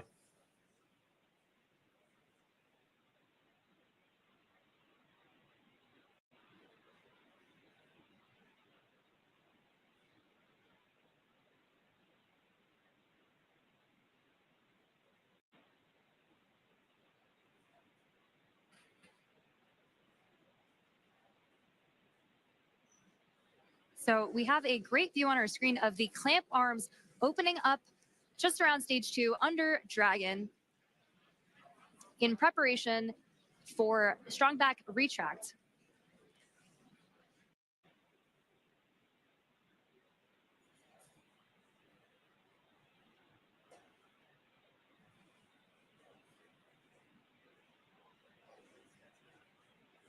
We have some really great views on our screen of that happening right now. You can see it just moving ever so slightly away from Falcon 9 and the Dragon spacecraft, those clamp arms opening. And again, those late stages, those fuel lines starting to wind down their fueling procedures as we're about to hit T-minus 3 minutes until launch.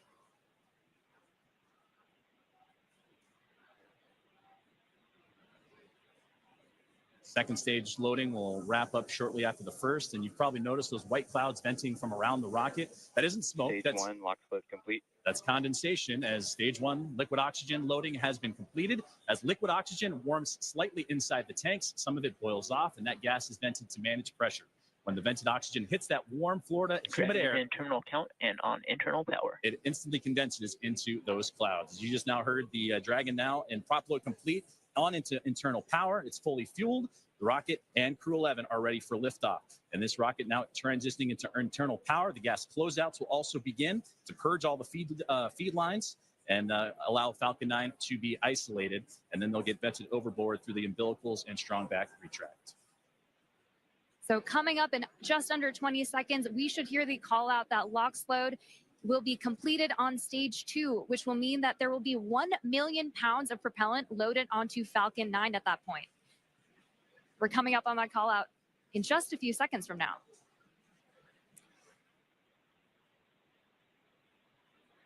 Stage 2 LOX load complete. Now that that's complete, we will vent down the TE, which will produce a white cloud off the side of the rocket, which is totally normal and expected. Dragon is in auto idle. Auto idle puts that rocket in a state the flight computers understand before it takes over. That's making sure the transition to the final countdown is smooth and all the flight computers on board are in sync with each other and configured for launch. We're now 90 seconds away from Ground launch. gas closeouts have started. Expect loud venting. And there's the gas closeout that Somya was just talking about. And now inside 80 seconds from the launch of NASA SpaceX's Crew-11.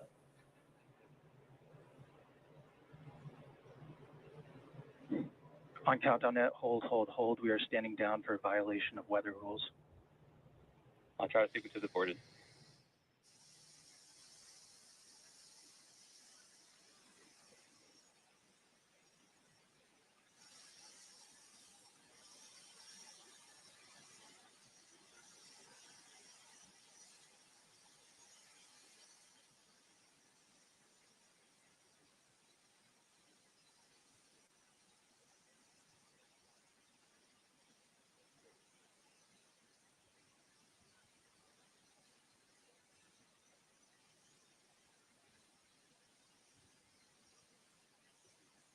So as you've heard over the nets, that we did just have a hold called at the T-minus 1 minute mark.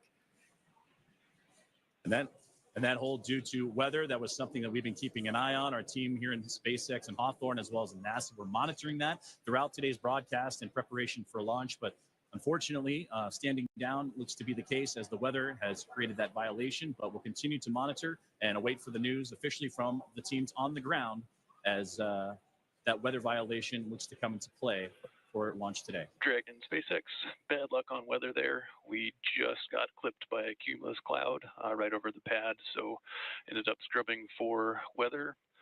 With that, you are go to proceed to 5.100 for launch scrub. We'll begin offloading the rocket.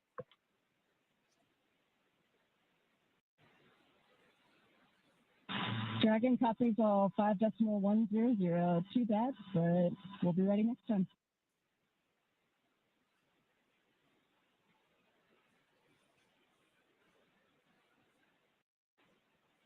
And there you heard the call up to the crew that unfortunately the weather just not playing alongside with today's excitement of the launch for NASA SpaceX's Crew-11. But we have mentioned a couple times throughout the broadcast today that there are backup opportunities starting as early as tomorrow. 11:43 a.m. Eastern time is what the target time is for tomorrow's next attempt for launch for Crew-11. But it came right down to the wire, Somia, with that T-minus 1 minute. But you heard on the loops there that it was just clipped, as they said, by a cumulus cloud to violate the weather rule. So unfortunately, today's launch attempt has been scrubbed due to weather. You know, and there are 1,000 different ways that a launch can go wrong. And so we want to ensure the safety and reliability, even if it is a weather scrub. So we will stay with coverage of the crew as we follow them through the egress procedures and make their way back to crew quarters for now. And you said the key word right there, and that is safety, the safety of the crew and everyone involved on this launch and opportunity, because that's what was talked about even in yesterday's press briefings with all the program managers and representatives of NASA, SpaceX, Roscosmos, and JAXA, is that we'll launch when we're ready and everything lines up the way it needs to be. And unfortunately, due to weather, not the case today. But to recap and look back at everything that Crew-11 has done, they walked right up to the T-minus 1 minute to launch mark as everybody was safe and sound. They went through their procedures earlier today, did super-latent checks, also did communications checks, and were able to go all the way to the pad, climb aboard the Dragon spacecraft, and get ready for launch today. But again, unfortunately, due to weather, it will not happen, and we will target that next launch attempt, which again is going to be tomorrow at 11:43 a.m. Eastern time. We will stay with coverage of the crew as we follow them through the egress procedures, getting out of the spacecraft and making their way back to crew quarters. And to do that, we're going to head back out onto the space coast of Florida and join Daryl Nail and team as today's launch attempt for NASA's SpaceX Crew-11 has been scrubbed due to weather. Daryl. All right, thank you, Joseph and Samia. We appreciate your coverage there. And now back here with NASA astronaut Nick Hague.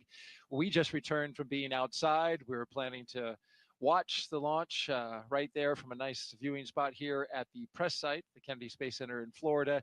And unfortunately, even as we walked out, Nick, we got a sense that this might not happen because clouds had been building in around the area. We had dark clouds overhead of us.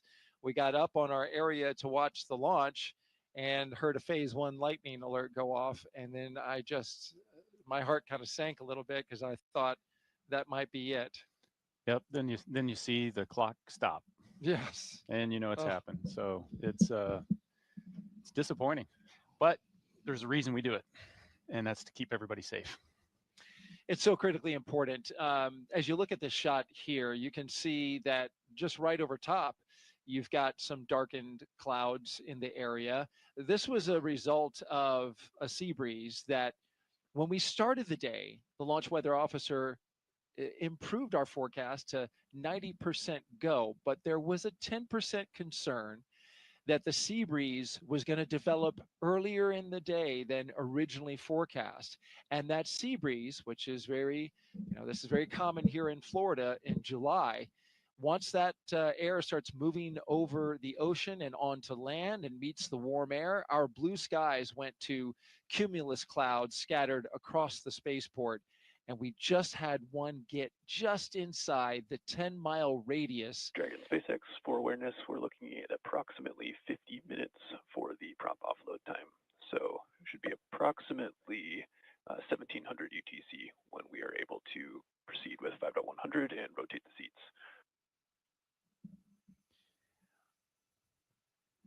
Tracking copies, we're looking at about 50 minutes for prop offload, so 1700 ETC for the rest of 5.100 and seat rotation. Good readback. And so what does that, real quick, what does that mean, Nick? They are going to rotate the seats? Yeah, so it's important to know that right now you're looking at a fully fueled rocket with an armed launch escape system. And so the crew is in the same posture that they were in the 45 minutes leading up to launch. They've got to be in that posture until they can offload all that propellant, which takes about the exact same amount of time to offload as it took to put on, as well as disarm that launch escape system. And so this is a very active rocket right now, and they, that launch escape system, if something went wrong, even now it's still protecting them. It's a great note there. That this is very much a dynamic situation even now with a scrub called. The teams have to work through their procedures to safe the launch pad, the rocket, and the capsule from being just minutes from launch. And we were in that posture ready for launch, and now we have to undo that, right? Yeah, very carefully. You got to back out of all of that, and then once the rocket is defueled, we've got all the fuel out of there, we can disarm the launch escape system. You still need the pad team to be able to come and get out there to get into the white room and help open up that side hatch and get the crew out. And so the scrub process is not a quick one. Just to finish a thought that I had said, and I think this view on the left basically shows you what the issue is. That's rain on the right half of the screen there. That's a rain cloud with rain coming down. And on the left hand, we were dealing with sun poking through the clouds on our side. We could literally see the clouds kind of going over top of our heads, getting close to the pad. And the standoff area is 10-mile radius around the pad for these dark clouds and cumulus clouds. And that is a safety factor. We'll talk a little bit about that. That is because you don't want to send a rocket through a tall cloud like that could generate some energy from the rocket passing through it. Yeah, just the same as if you're on a commercial airline flight, you don't necessarily want your pilot to take you through a severe thunderstorm. We don't want to do that with a rocket. And so we are erring on the side of safety in this situation.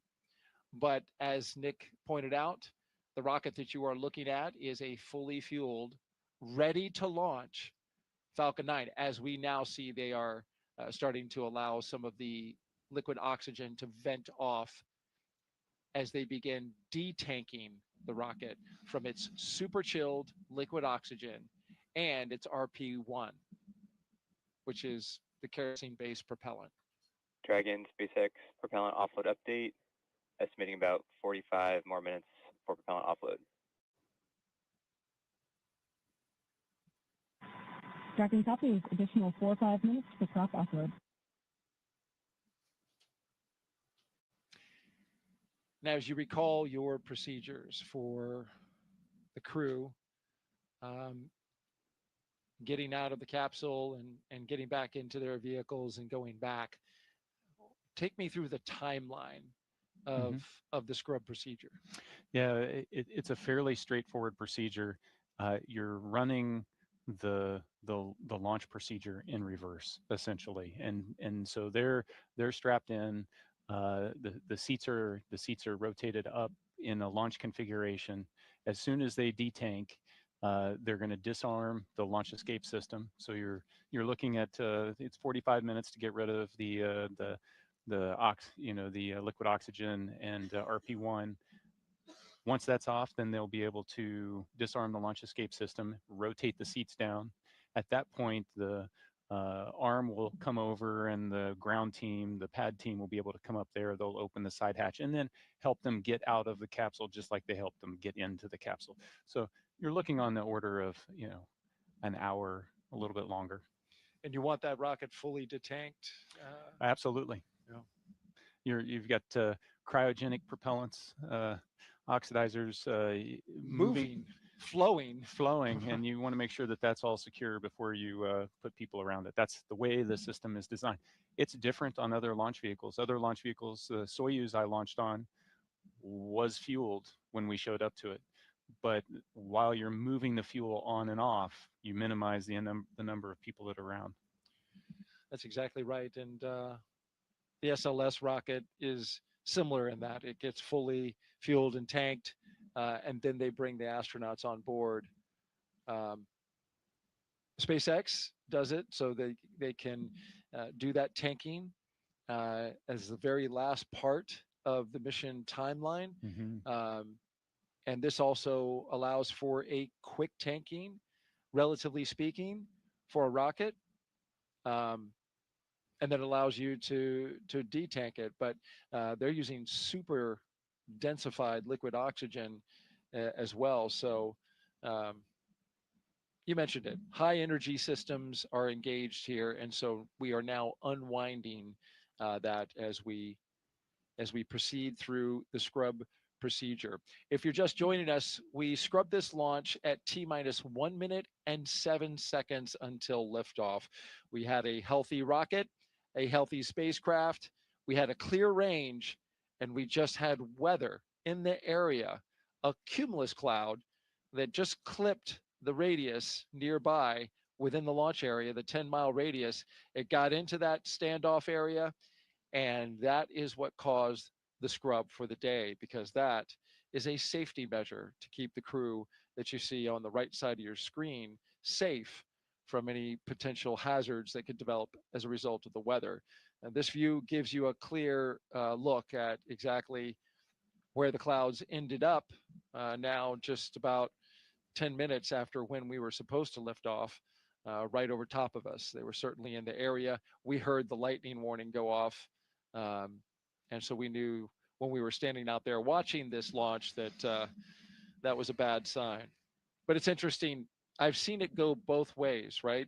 Where we get a launch forecast that is 85% no-go, but you find a hole in the clouds that's just 10 miles in radius, and it's all around the launch pad, and you can launch. This is the opposite of that. We had 90% go with only a 10% chance, but this is Florida in July. These things can pop up literally just from, you know, the daily sea breeze collision that we have over land. Yeah, weather is dynamic, and we throw a lot of technology at it. We throw a lot of science at it, and it still baffles us sometimes.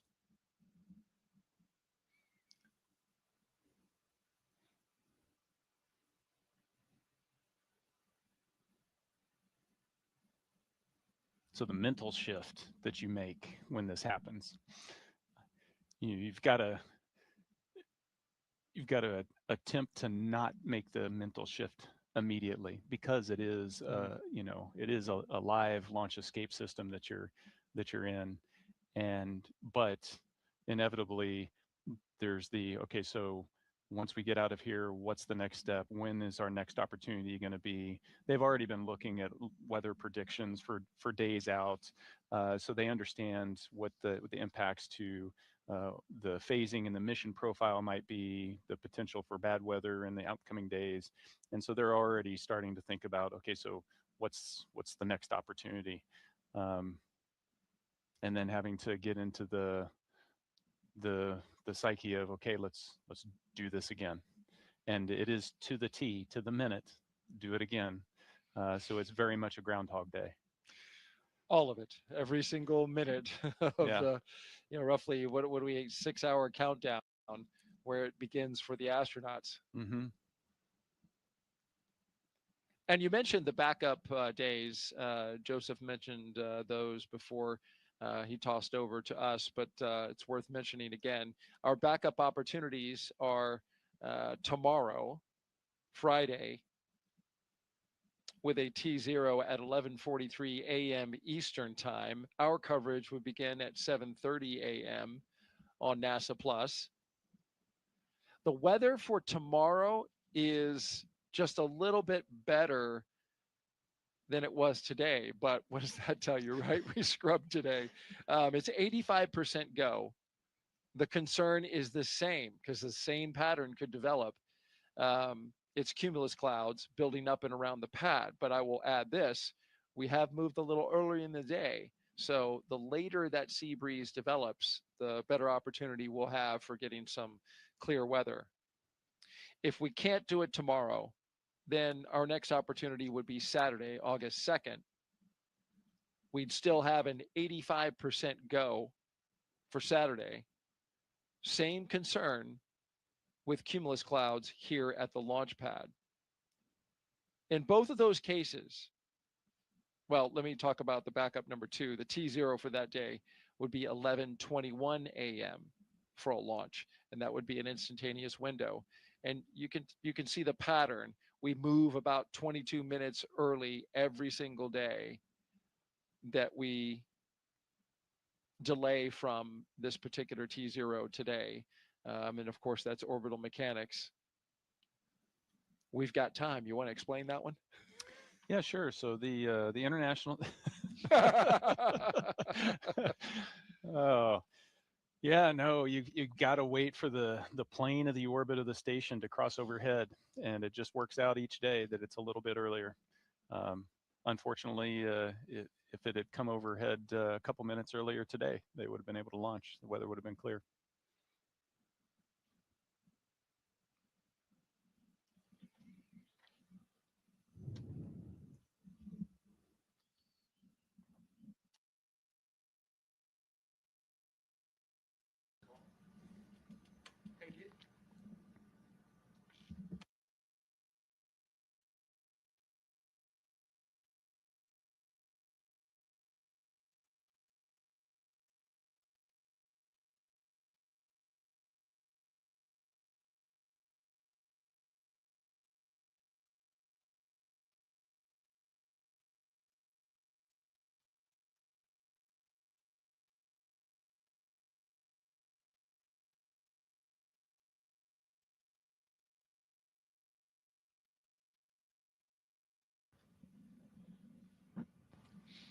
I just mentioned the backup opportunities.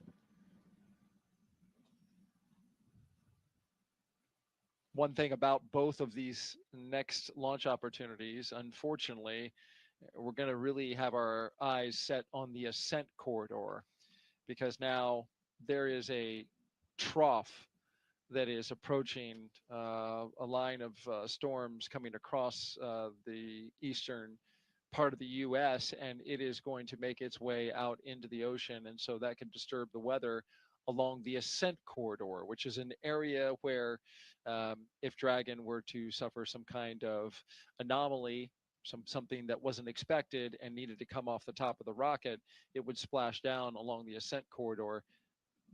There's concern about the sea states, right? How much it's sloshing around is going to be out there in the ocean. You need good conditions, a baseline of conditions, in order to pull astronauts out of a floating capsule with a helicopter and a boat.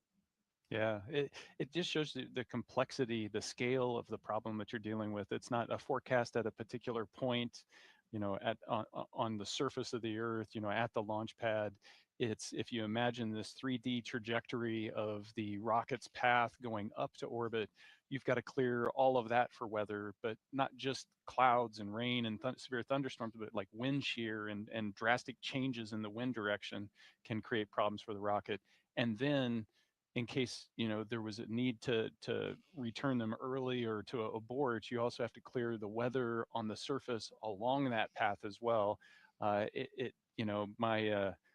It's just an immense amount of respect for the teams, both at SpaceX and also at the the Space Launch Delta 45 over on the Space Force side, the weather shop there, in trying to put their arms around all of this. Like I said, weather is really complex, and they do a fantastic job. But if we got a chance, 90% chance, you take it all the way to the end and see what Mother Nature gives you. And I'm sure as an astronaut, when it's your arse in the seat, you want that level of awareness, that level of scrutiny given to the weather throughout the trajectory, throughout the launch area and the launch period. Oh yeah, the immense respect for them, knowing that their job is watching my back. And Dragon SpaceX propellant offload update, estimating 37 more minutes for propellant offload.